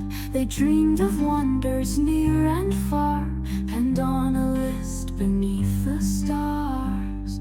Oh, Harold Grey with list in hand, a promise made, a journey planned. Each task he'll mark, each dream fulfill.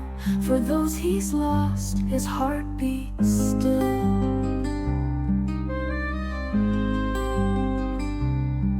Young Angus fell on distant shore, while Fiona's kiss would come no more. A drunken noble, a vengeful blade, left Harold's world in darkness laid. But from his grief a purpose born, to honor vows that he had sworn. The list unfolds a final wish, a blade resisted a gutted fish.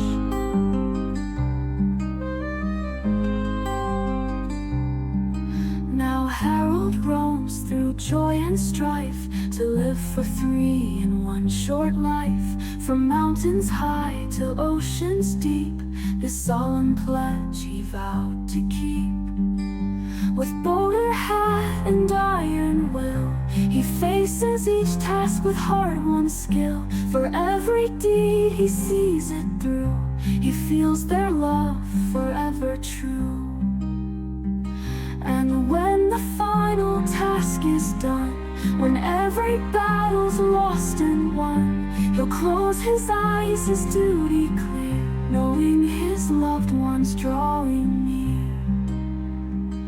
In afterlife they'll meet again, their love eternal, free from pain. The list complete, their dreams fulfilled, a promise kept, a future will. Oh, gray, your journey's long, but in your heart they're never gone. With every dream that you fulfill, Fiona and Angus are with you still.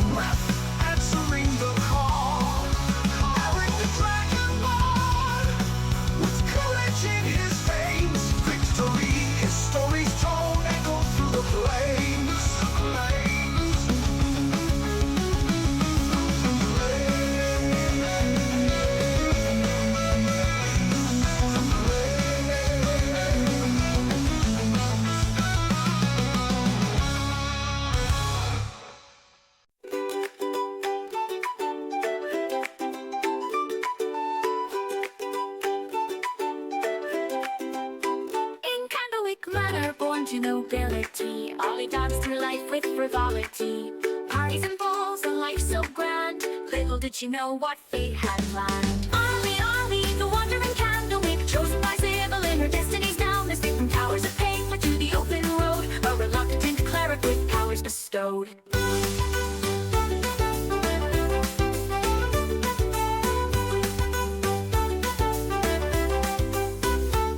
From luxury, thrust into robes, surrounded by tomes and dusty old globes. But Ollie's mind, sharp as a tack, mastered the legalese others did lack. Contracts and bylaws, she knew them all. Her litigious prowess made bureaucrats fall. In mazes of paper would she find a way to bend the rules and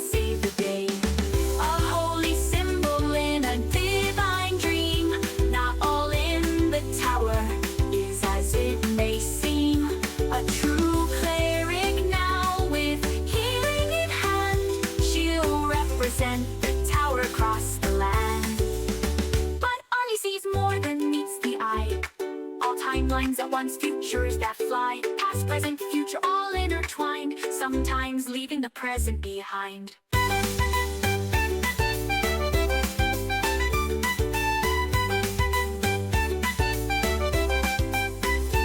Ali sees more than meets the eye.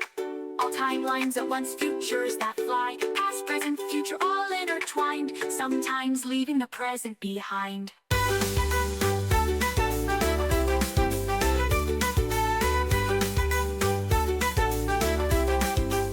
Library cat, shrouded in mystery, follows Audie through every history. With glowing eyes and silent paws, it guards her path without pause. Ollie, the wandering candlemaker, chosen by Sybil in her destinies now. Mystic from towers of paper to the open road, a reluctant cleric with powers bestowed. Cut from luxury frost into robes, surrounded by tomes and dusty old globes. But Ollie's mind, sharp as a tack, mastered the legalese others did lack. Oh, hoist up the sails, let the winds take a clip. For Thaddeus Turnpike commands his ship. A road on the waves, a sailor so bold, with magical powers and a heart of gold. Behold, Thaddeus sailed the endless sea, with little Boo as wise as can be. Through tempest and tide, they roam far and wide. The Turnpike legacy, their unfading pride. From the mighty Turnpike line he hails, with the lineage of captains braving the gales. A scion of seafarers fierce and grand, with the smell on his lips and the sword in his hand. Behold, Thaddeus, master of the spell, with little Boo through heaven and hell. They dance with the stars, they flirt with the dew, their laughter echoes in the ocean's blue.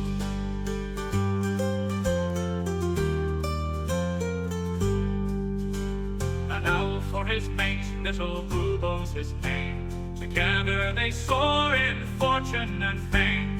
With little Boobo, his talents wrapped in light, they summon the winds and the stars to their fight. A curse of great power, a gift or a bane, Thaddeus wields it with little to fame. A rogue with a charm, a sailor with flair, he faces each curse with nary a care. Behold, Thaddeus, the sea's arcane knight, with little Boo in the pale moonlight. Through whispers of magic and the salt-laden air, the Turnpike adventure none can compare.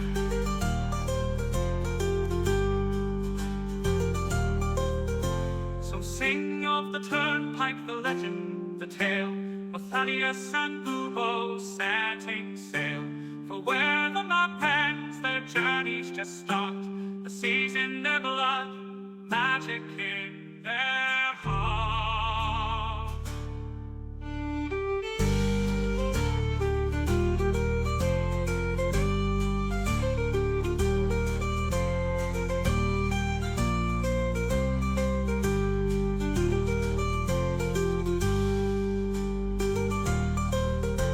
So sing of the Turnpike, the legend, the tale, of Thaddeus and Boo setting sail. For where the map ends, their journeys just start. The seas in their blood, magic in their heart.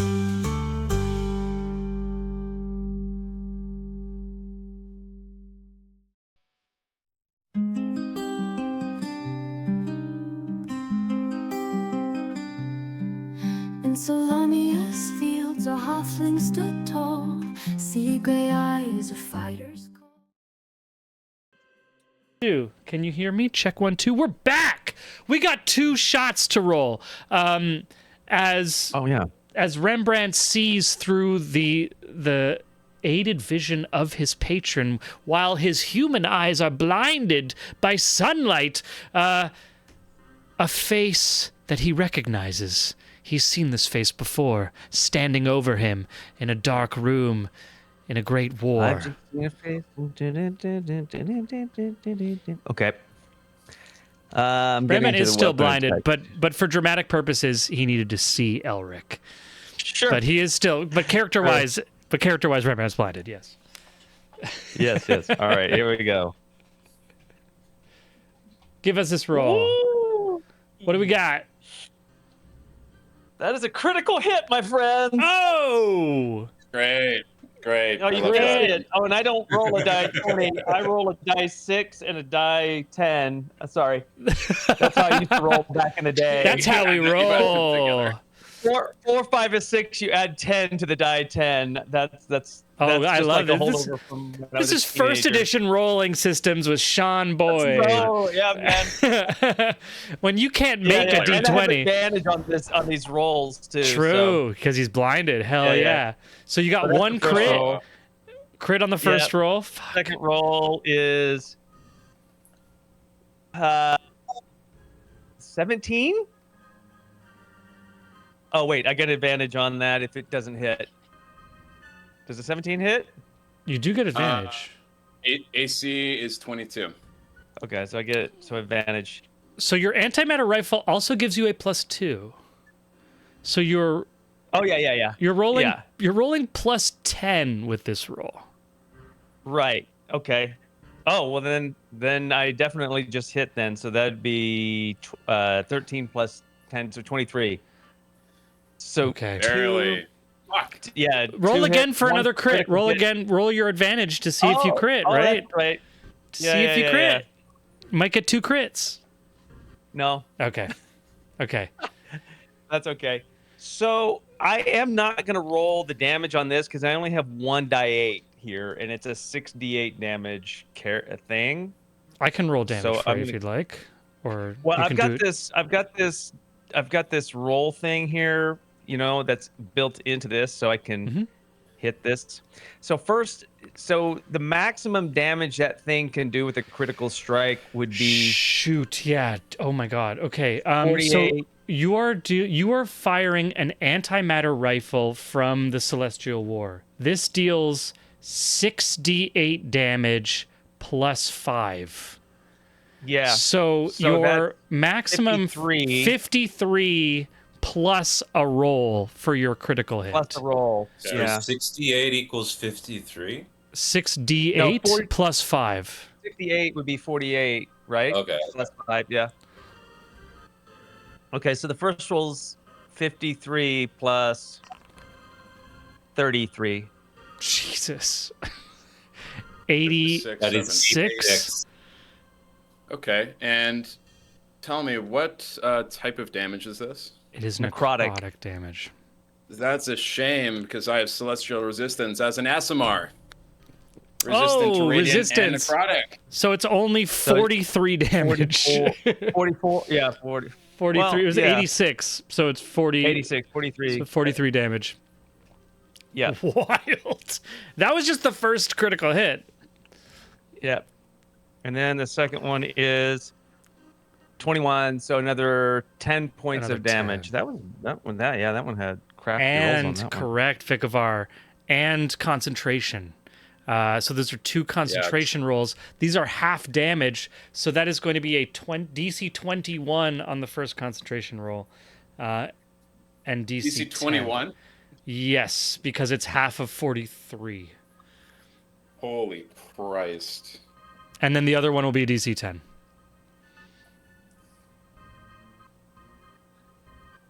Okay, so 2 Constitution saving roll throws. The first one is 21. Yeah.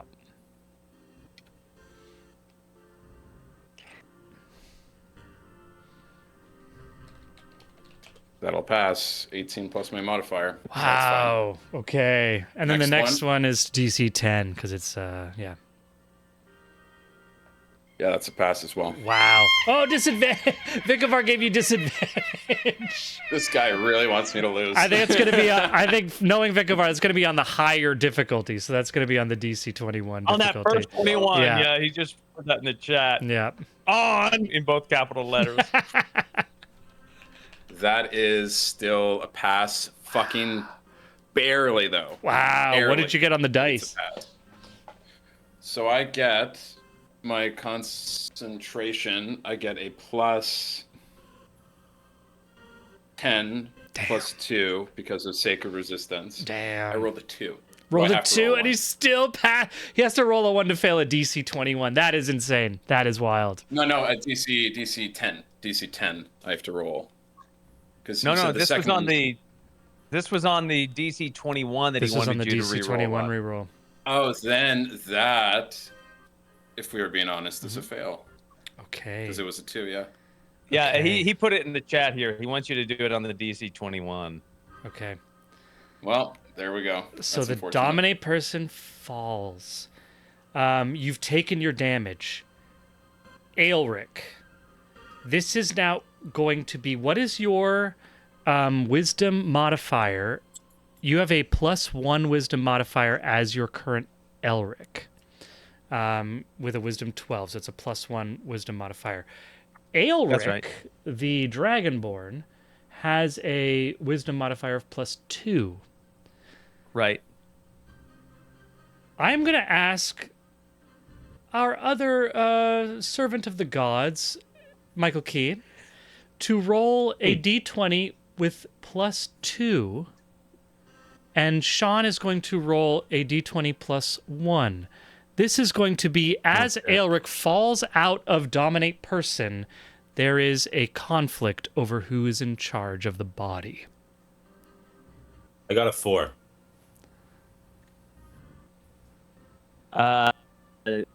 Do I add anything to it or no? You get +1, so 4, so that's 6. You have to beat a 6.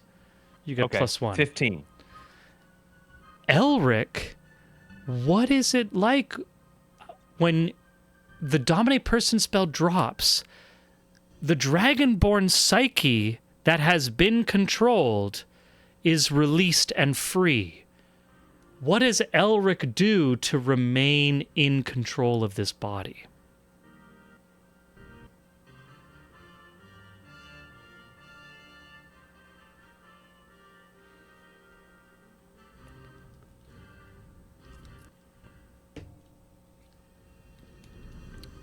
He uses gentle persuasion. Okay. What does he say to this other self?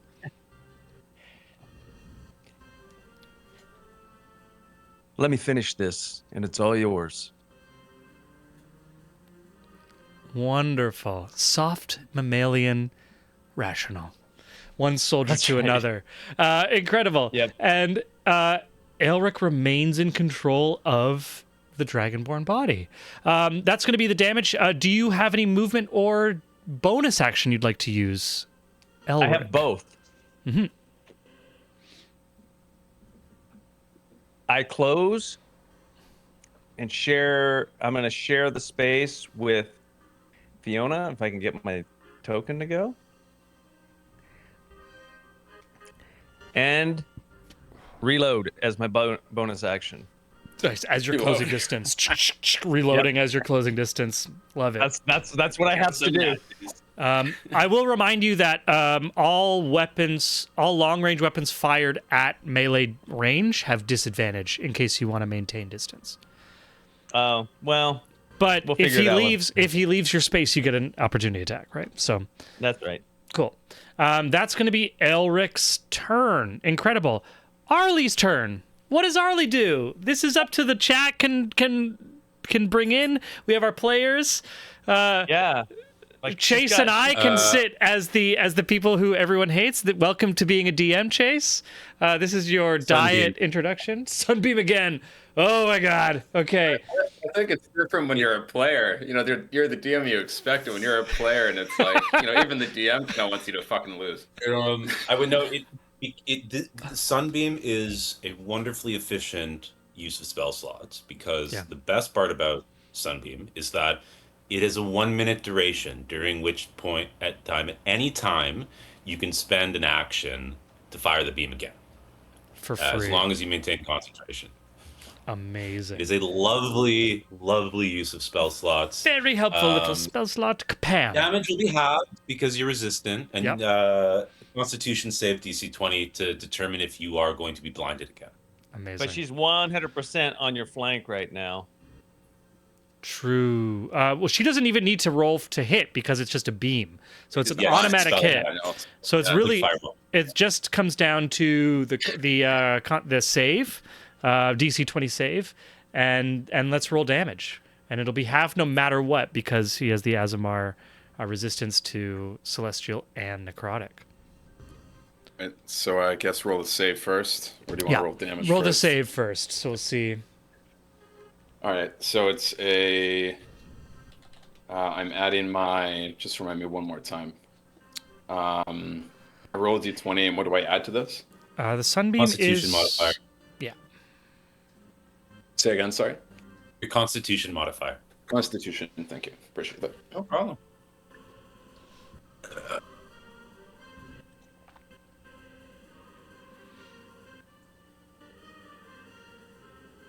That's a 19.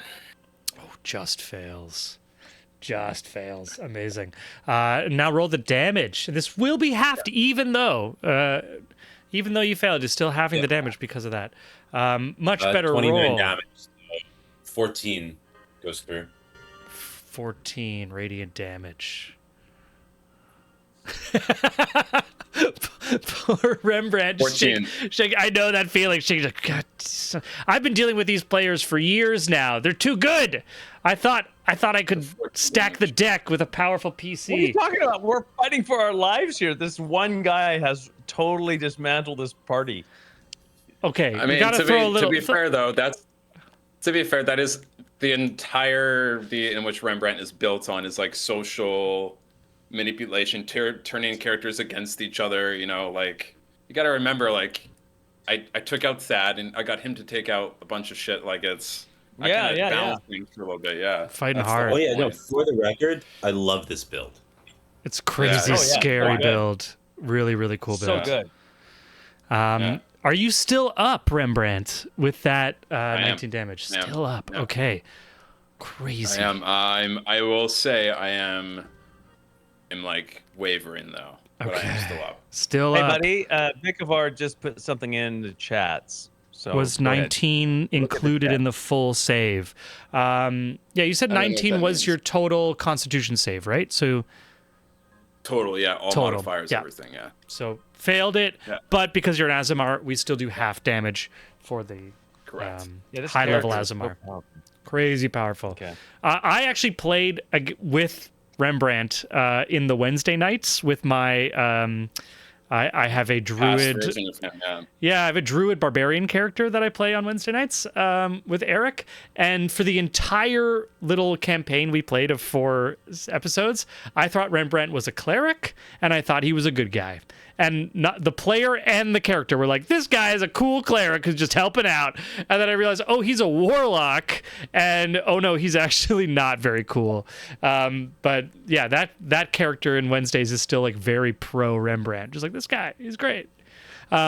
Anyways, that's going to be Arlie's turn unless she wants. No, she's already moved. That's going to be Arlie's turn. We are going to go now to Rembrandt. This is Rembrandt's turn. Still blinded because you just failed that Constitution save. So you are blinded. The Dominate Person spell has dropped. You're no longer concentrating. And Herald is on deck.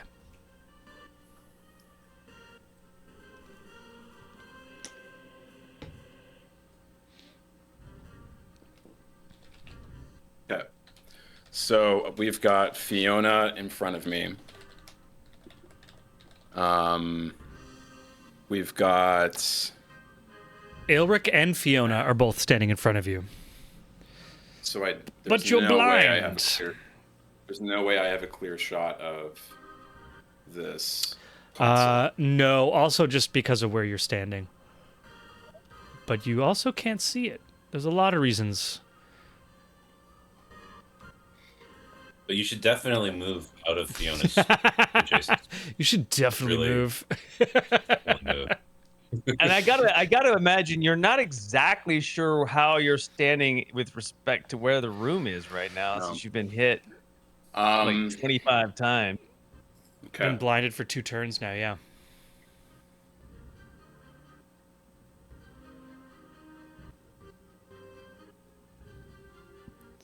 I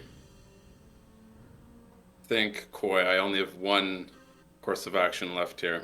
Oh my. I think I know what you're saying. And Self-implosion. I'm hoping you will permit me to use it the way that I'm hoping you let me use it. But I will leave that up to you. Okay. I'm going to contact my patron. Mm-hmm. And I'm going to ask him for his help in the most loyal, most sacrificial way that I can. I'm going to surrender my entirety to him, my mind, this body, and I'm going to ask that he unleash one of his servants into this world with this sacrifice to finally... Your patron hears your plea for itself. sacrifice, for power, to... You plead to this unseen, genderless void of an entity for the power to fulfill the mission that was given to you as his servant. And you receive back a sickening, judgmental, and bitter response that you are unable to do even the simplest tasks because you have been blinded by faith, blinded by the light. And so the answer must be you need more eyes to see.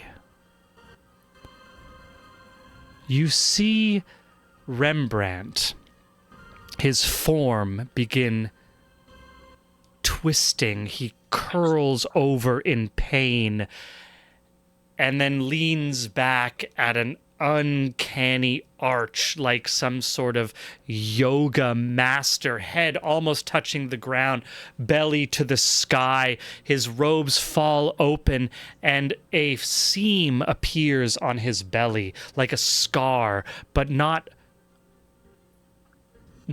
revealing flesh underneath.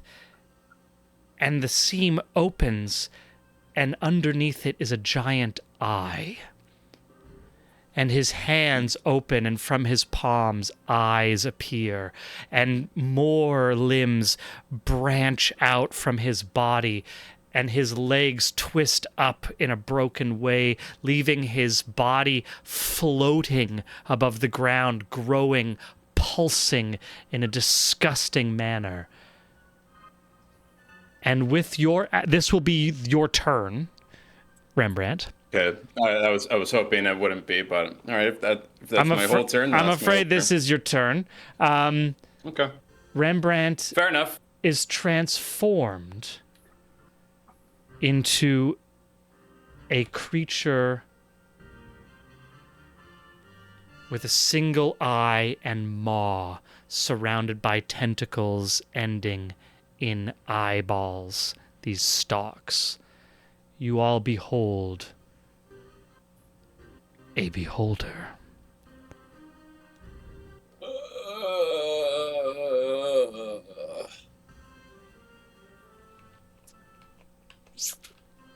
This boss had multiple phases. Your move, guys. I mean, he was flashing red just a second ago. This isn't even my final form. To be honest, I was hoping that I could turn a different thrall into this, but Rembrandt will have to do. You've given me no choice. Especially as you're blinded. Yeah, you weren't able to. Rembrandt is gone. A beholder in his place. The beholder will use the same initiative value that you had,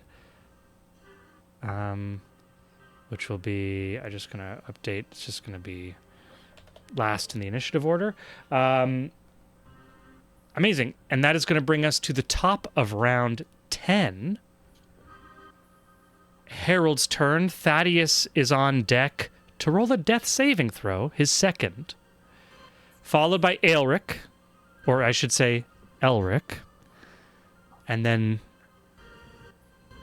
Rembrandt, who has given his mortal form over to a twisted beholder shape, will end the round. Harold. So I started blasting. Amazing. I So had no I spell start slots. blasting. What's the AC of a beholder?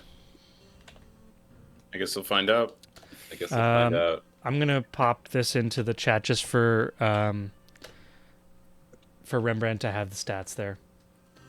Copy, yeah. Let me find Critical hit. Hell yeah. This is a 23 hit. let me open this here just so I have the stats here. Shit hit though, yes. Yeah. 23 23 hits. hits. So Yep. slash R 3d10 plus the okay, and one thing Harold after so that's plus 30. Yes. 43 damage. Damn. Are you gonna push him? 43 damage. Well, this is the question I want to ask. Mm-hmm. Does it still look like it's blinded? That's a good question. It will not be blinded when it acts next. But I will say in the transformation, it did lose the blinded condition. Okay, he's the god. Yeah. I'll accept that. That's fine. In that case,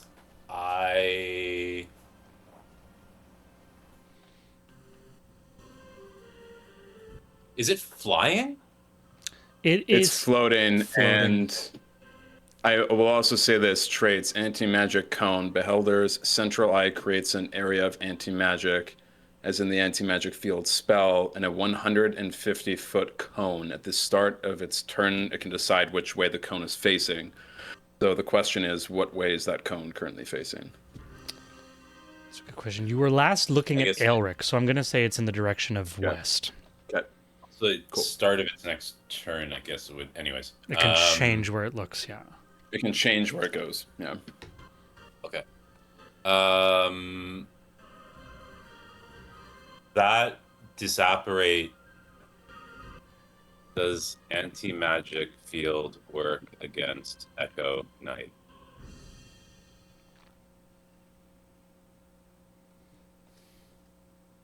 Yeah, so the Echo Fiona just blips out of existence. Okay. Fiona's gone. Yeah. So I will push. Cool.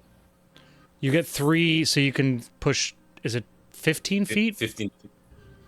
You know what? I won't push, actually.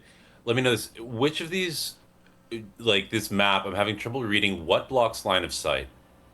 So none of these pieces here in the center will block line of sight. Okay. Unless Can it move through space around the central dais? it can float above it, yeah. Okay. So, 'Cause it and does none of these have a things in the fly. center block line of sight. Especially not because it's a large creature. For Harold, he could use them to hide behind, or to like if he used them, he could get partial cover After her. from them. Yeah. Okay. Then our old pal Harold will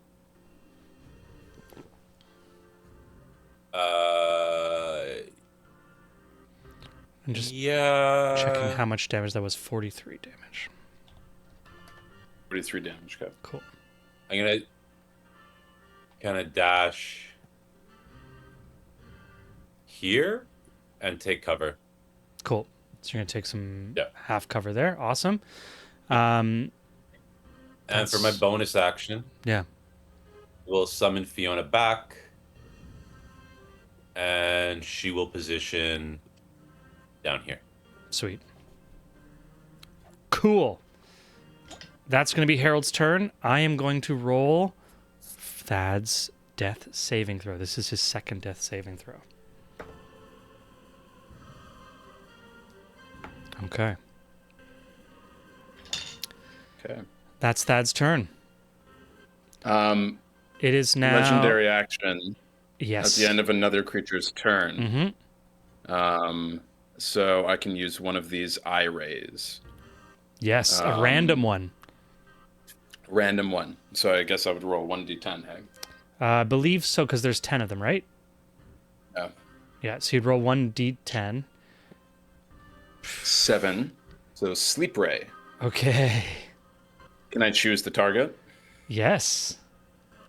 I will sleep ray our lovely wisdom knight over here, Ulrich. DC 16 wisdom saving throw or fall asleep and remain unconscious for a minute. Okay.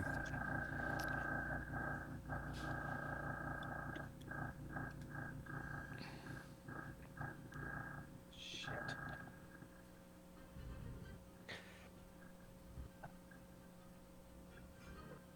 I don't even know what Elric's plus is. Hold on one second. For wisdom, I think he what has is it? +1.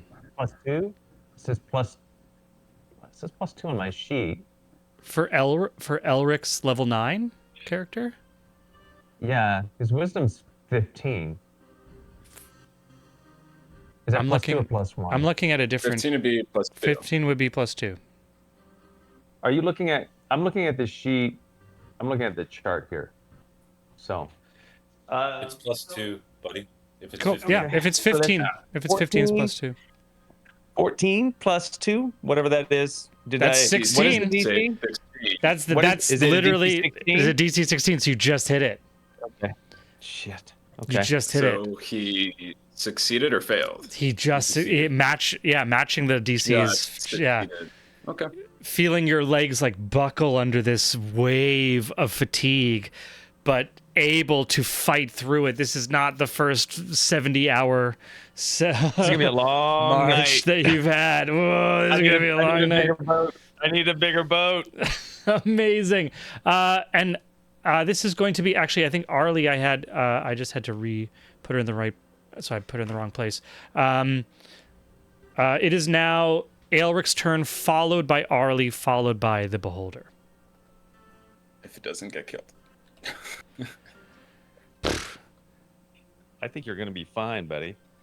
Oh no. Yeah, I'm kind of screwed because I didn't know that about the rifle range thing. So I didn't know anything. I shouldn't have closed distance on that. I thought I could just shoot like point blank. But so I'm kind of screwed. I mean, 'cause it if would have I been mo- pretty cool to kill him the same way that you killed his Nazi self. Pow! Yeah, but which is what I was going for narratively, but I didn't know the rules. I didn't know the mechanics. Let's so see, I'm kind of screwed because firearm. if I try to move, you're gonna get an opportunity attack, and I don't think I can survive that given the Considering, you know what, Elric? I guess I can- considering No, you are a level 9 fighter right now because of what we just did with some craziness. Yeah.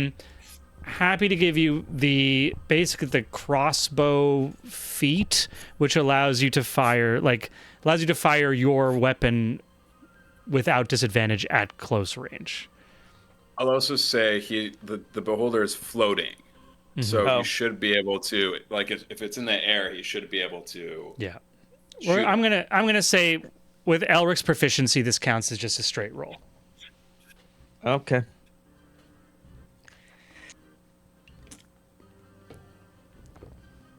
Would you say this was plus 10?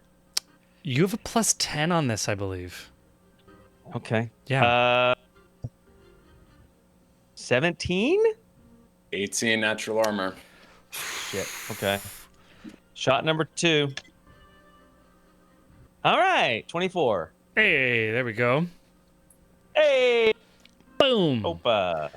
You also have second wind and that other fighter abilities, right? Because you are a fighter.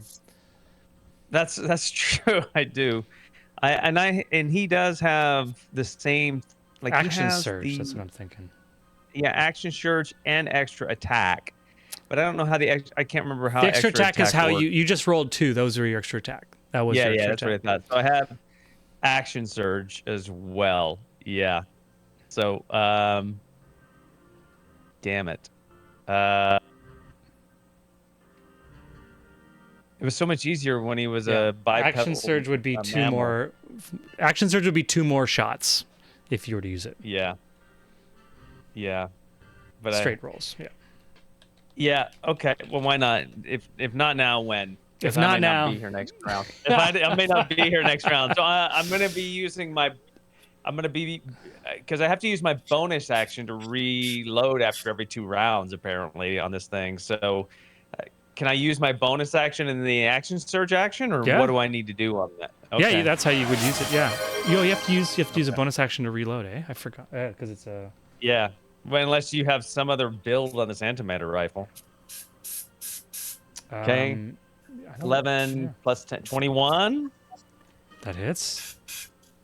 17 plus 7, 27. So Okay, 3 Three. hits. 3 hits. Okay, so Not The first resistant. one. This is not resistant, so this will be full damage. Hell yeah. oh, okay. Oh, I forgot that you're totally different. Okay. Yeah. So yeah, this is necrotic. So the first one is Oh, 42. and Vikavar just gave you advantage on one of those attacks. on the Oh, like one that I failed, missed? the one that missed. Yeah. Vikavar doing it. 8 plus 10, 18. What is your AC? It's- I can't remember. AC is 18. That Okay. just hits. Hey. I'm glad you guys are keeping up with it. I can't remember anything about this character. Your character, buddy. Did I roll the second one already? So you've now 4 hits. You have 4 hits. Have I rolled the damage on? Okay, just I on haven't the one. seen the hits. I haven't seen the damage. 42 on the first one. Yo, 42. Okay. Okay. 32, 32. 31. Holy fuck.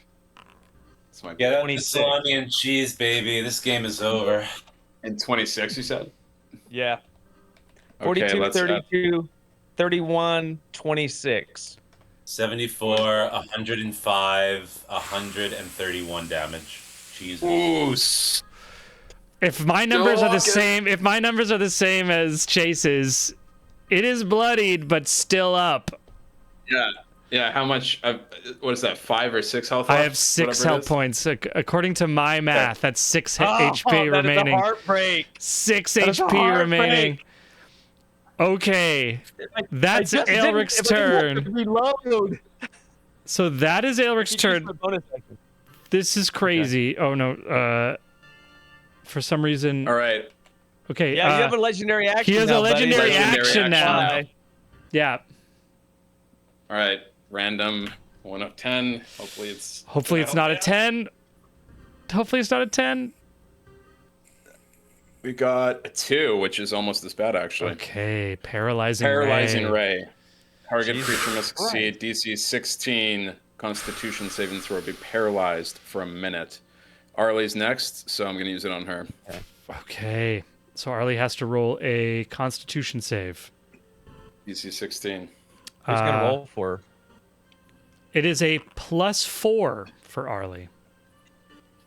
Oh wait, her con save is +9 actually. Shit, she has a +9. Constitution's plus 9? She gets a +9. Still fails. Still still fails. Yeah, she still failed. Oh no. She rolled a 2. She rolled a 2 plus 9, 11. Arlie is paralyzed. Arlie is fully paralyzed and cannot use her action unless anyone of the rule lawyers can think of something that she can do during her turn while paralyzed. Maybe she has a reaction that she can use. I don't know. I'm going to leave this up to our audience and our players. Checking if she has any reactions that are applicable. I'm sorry, I don't know the character that well. Yeah, no, Yeah, take, I don't either. take a But minute. I think she's. I think she's baked. I don't think she has anything. Okay. Yeah, no, she guess doesn't have I'll- anything. Arlie's paralyzed, which means it is the beholder's turn. He can choose to Well, change. on her turn, I get another legendary action, my last one, because it still passes through her turn. That's true. Thor is not here. Thor's not here. Pick him up. Where's Thor? We need Thor to do a raid. Thor to become a Okay, Viking. last Fear Ray. Target creature must succeed DC 16 Wisdom or be frightened for a minute. Okay. I'm gonna use the Fear Ray on Aelric, just for character flavor. Okay. What am I rolling? I know, because I know who he is. DC 16 Wisdom. Okay. And I'm going to try and frighten him. All the wisdoms. All the wisdoms. 17 plus whatever I have. Plus 19. Boom, That's a success. Elric. If it was Elric, I would never make it. You know what, But if it's Elric? Elric, I think some of the drug-induced fever dreams from whatever darkness that was injected into you by Dr. von Hellschlinger comes back to you, and you see in those dreams these amorphous tentacled shapes with eyes at the points of all. At the end of all those tentacles in a single massive cyclopsean eye in the center of this form with a gaping maw looking to reach out. This nightmare that only now comes back to you from being a victim of this medical testing. And that nightmare, while it's kept you up and woken you up in cold sweats, now that you face the real thing, weapon in hand, you will not be cowed. You will not bend. You will stand and fight. We'll see. And you resist the fear ray. You resist the ray of fear. Incredible. Amazing. That's going to be the Beholder's legendary action. Now the Beholder has its full turn. Jesus. This Beholder. At 6 hit points. Okay. Can I see the control panel? You can see the 'Cause I'm central. floating. Yeah, you can see the central control panel. You can see the southwestern. Yes, you can just see the southwestern control. Well, let me just see what our line of sight is here. He is floating. Or it. I don't think it's got a gender. Yeah, don't misgender my Beholder. Sorry. Yeah, you've got a line of sight. Kevin the Fight Guy, you're not out there to give us advantage? No, Kevin the mark. Fight, I know. Okay. Vic of our sees your name, buddy. Too late though for this round. Okay. I can't believe I was 6 points from killing him, man. It just breaks my damn heart. That last roll of 26. Come on, man. Oh, so close. Okay. Also, can we appreciate how fast that Elric is like, oh, we're having trouble with this warlock? Let me just fire 4 shots and almost insta-kill a Beholder. You roll badly, but come on, you're doing pretty good. Sorry. Sorry, Chase. Right. Yeah. Okay. How far away is the... Like, a couple things. Is the panel? The panel is 40 feet away from you. For me. So I remember the last game you said that I just have to destroy the 4. Is that still correct? You just destroy the 4, and then there is the central processing unit as well. Okay. But each And time how far- any of those, you're right beside the central one. That's a central circle in the map. Okay. Each time any of these computers are destroyed, it gets much harder to solve any of this, right? Once all 5 are destroyed, it becomes impossible. But with each one of these being destroyed, the DC goes up by 5. So far it's gone up by 15 with the 3 being destroyed. Okay. And how far away is the last one from the central one? So the southwest, which is the final one that in the periphery, is 40 feet from you. The central one is right beside you, melee range. Sorry, so how far away are them from each other? From each other, The two they're panels. very similar in distance, I would say. 35 feet. 35 feet. Over 30 feet.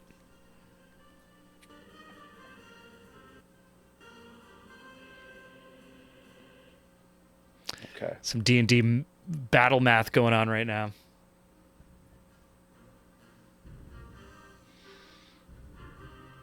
Okay. So I'm going to ask if I can do something. If I can't do it, I'm going to do something else. Okay.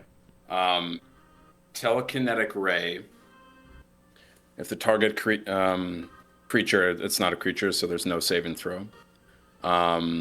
Be thrown by the beholder or moved by the beholder 30 feet in any direction. You can't By the throw rays. one of them into the other because it's over 30 feet. Yeah, Because it's that's over what I was 30 going to feet. ask. You can definitely use a Okay. telekinetic ray to doesn't- destroy one.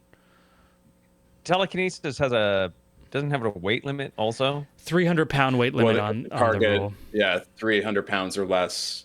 Anyway, it won't matter because they're too I'd say far apart. if you choose to use telekinetic ray, you can insta destroy one of these terminals if you do. But they're too far away from each other to throw one into the other. Okay.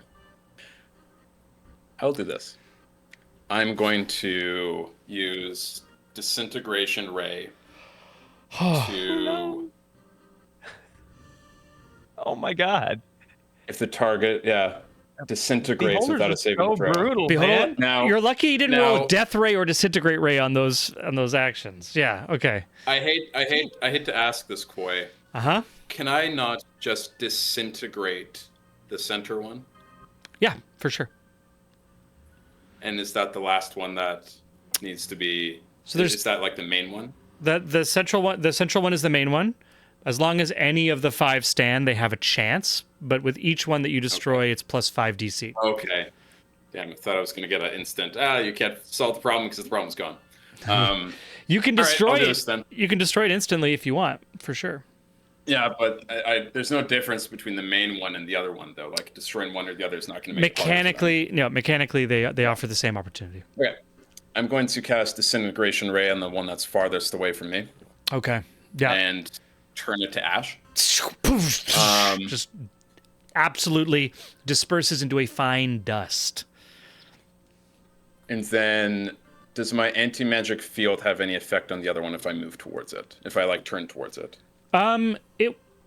It won't have any effect on the computer because these are They're non-magical. They're non-mag. They're what do you call it? Like arcano-mechanical. So yeah, they operate on like it seems to be operating on a form of electricity. Okay. But you can Then choose I'm to going turn to- your anti-magic wherever you'd like. Sorry. I'm going to, hovering at the panel, I'm going to turn towards it. And I'm going to fly into it as fast as I can with all my movement and try and just ram it and fucking break it with my forehead or my mouth or whatever is the hard part of my body. I'm just gonna fly into it. And if I have to make a strength check or Try to whatever, I will. shove, But basically. I'm literally just gonna try and fucking break it by breaking my body. Do I get an opportunity attack as he flies by me? Well, I do first. Well, he's floating, so that's the other question: is this going to be an opportunity attack? Because he's Yes. floating. Will it? Yeah. Yeah. Yeah, because it's leaving Well, as soon as you I mean- leave their range. It's just when you leave their range, they get the opportunity right. attack. I think I have another option. I think I just got to do it. Okay. I think I got to do it Shove. because they're just going to kill me next turn anyway. I got no more legendary actions. I mean, maybe. I will say. I got no health left. Okay, we're gonna do it this way. So the beholder has a strength of 10. Yeah, it's only 10. Really? Okay. Yeah, it's because it's like a psychic thing. It's kind of just I would assume it's just like a squid. Like squids don't really have. Oh, okay. Gotcha. The strength of 10. It's only got strength. You get +0 to this attack roll. I'm gonna say give me an attack roll. This is a flat D20 roll. Okay. You need to hit a DC of 12 to hit and do damage to this console. But this damage will not happen if you do not. So we're seeing we're going backwards from the end, right? The end point is whether this succeeds. Then we're going to do our opportunity attacks to see whether or not you actually make it there. So I you just need to joined your camp, buddy. I'm so freaking stressed and anxiety filled right now with this. All these freaking tethers. This is a D20 12 or higher. Okay. This is my last roll of the game. Last roll. Either way, Maybe. it's my last roll. Let's see. 4. 4. Okay. As the beholder moves away and towards the central dais in a kamikaze-like fashion, throwing the weight of its large aberration into this console, you start to leave the attack range of both a ghostly orcish woman and a dragonborn wielding an antimatter rifle. Both of you get opportunity attacks. Yeah. Just 1 each. But I think This Harold is my gets... first time I've ever gotten Yeah. one. So do I roll like 2 20 attacks? damage. You roll a single Like attack. one action's worth of attack or a single attack? One single 20, attack. 20 damage. 20 damage before it's 20 even through Elric. damage. Okay. Then never mind. yeah. No, you can do it, Elric, just for dramatic purposes. Why not? Let's see if you hit Okay. it. If you would have hit it. 14 plus 24. 24. Yeah. Okay. Combo kill. I mean, the Nazi experiment. The Nazi experiment, exactly. This is the Nazi experiment. As it moves for the final console,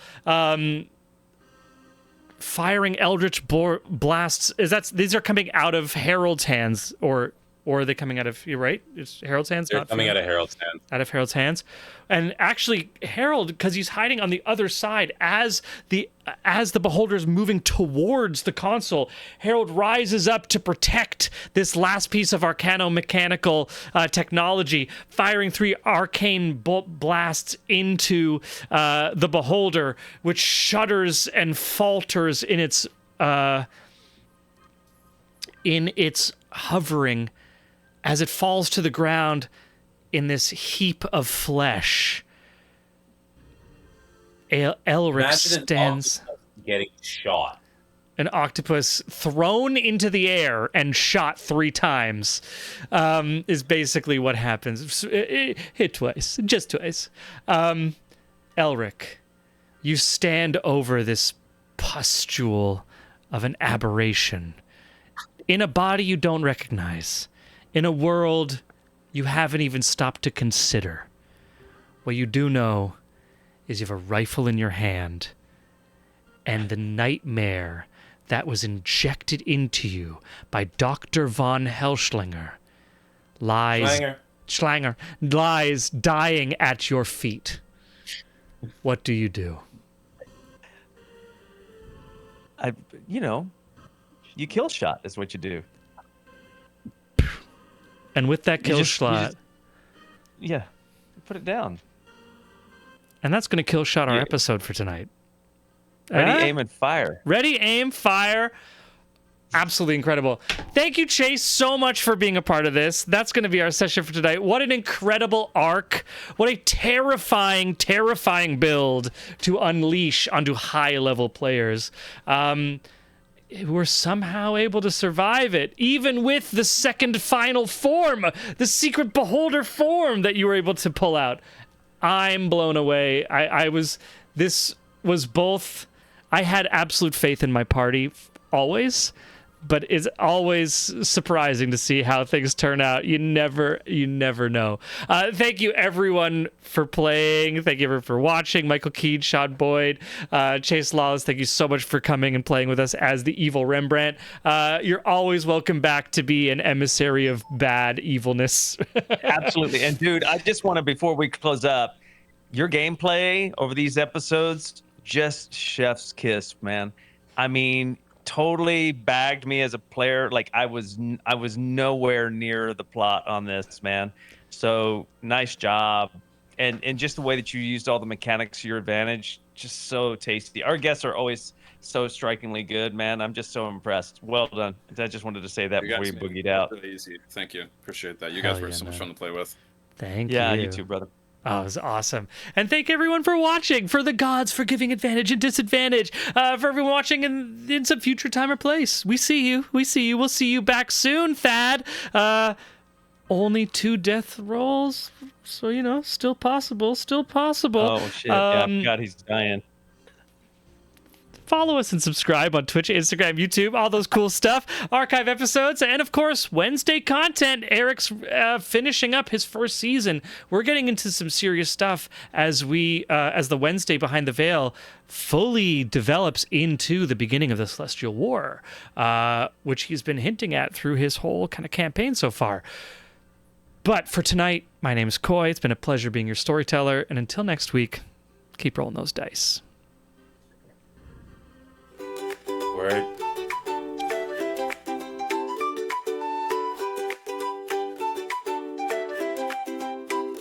Candlewick Manor, born to nobility, Ollie danced through life with frivolity.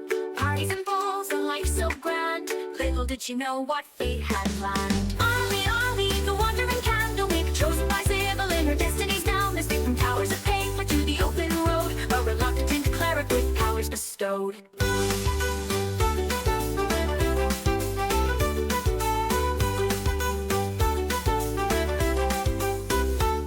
From luxury, thrust into robes, surrounded by tomes and dusty old globes. But Ollie's mind, sharp as a tack, mastered the legalese others did lack. Contracts and bylaws, she knew them all. Her litigious prowess made bureaucrats fall. In mazes of paper would she find a way to bend the rules and save the day.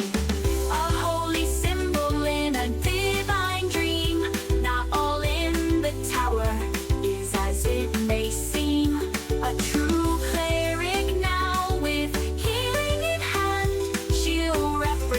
the tower across the land. But Ollie sees more than meets the eye. All timelines at once, futures that fly. Past, present, future, all intertwined. Sometimes leaving the present behind. But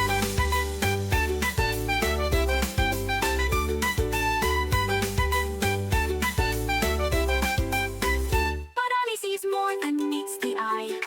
All timelines at once, futures that fly. Past, present, future, all intertwined. Sometimes leaving the present behind.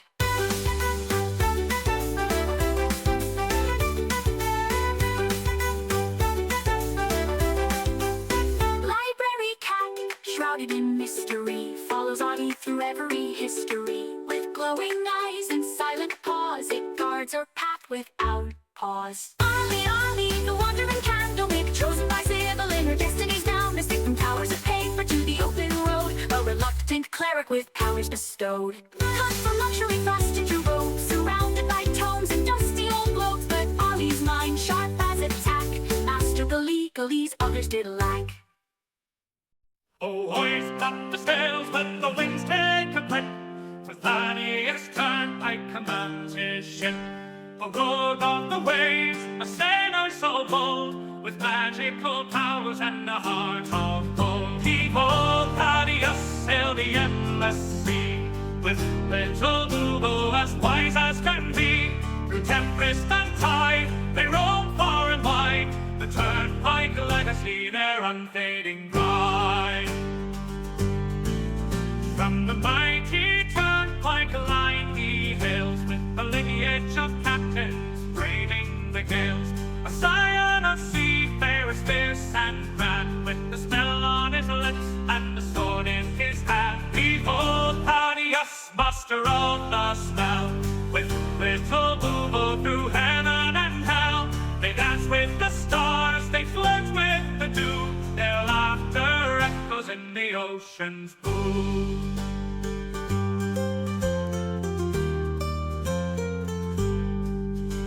And now for his mate, little Boobo's his name.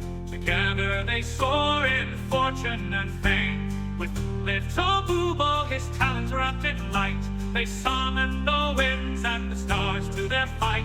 A curse of great power, a gift or a bane, Thaddeus wields it with little to fame. A rogue with a charm, a sailor with flair, he faces each curse with nary a care. Behold, Thaddeus, the sea's arcane night, with little Boobo in the pale moonlight. Through whispers of magic and the soft laden air, the Turnpike adventure none can compare.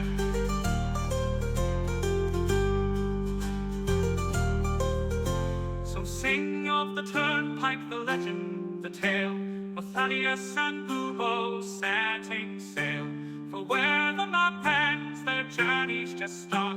The seas in their blood, magic in their heart.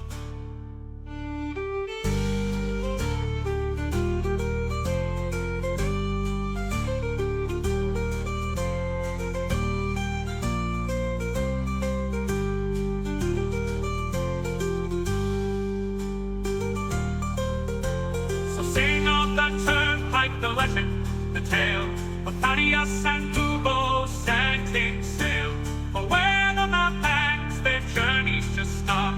The seas in their blood, magic in their heart.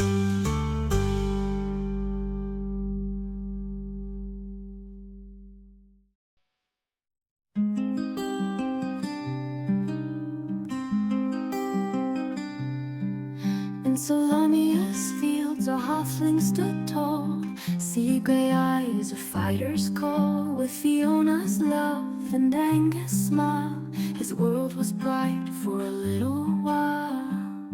Oh, Harold Grey with list in hand, a promise made, a journey planned. Each task he'll mark, each dream fulfill. For those he's lost, his heart beats still.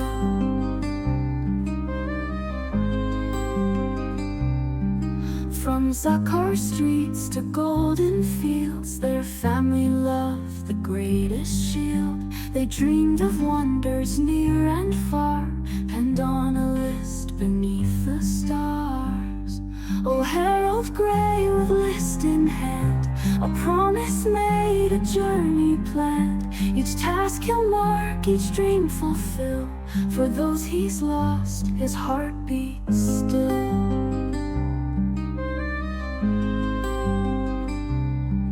Young Angus fell on distant shore, while Fiona's kiss would come no more.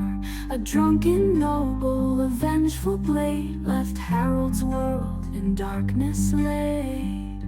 But from his grief a purpose born, to honor vows that he had sworn. The list unfolds a final wish, a blade resisted a gutted fish.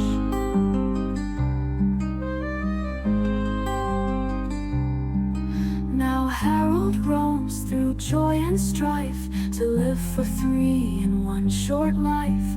From mountains high to oceans deep, this solemn pledge he vowed to keep.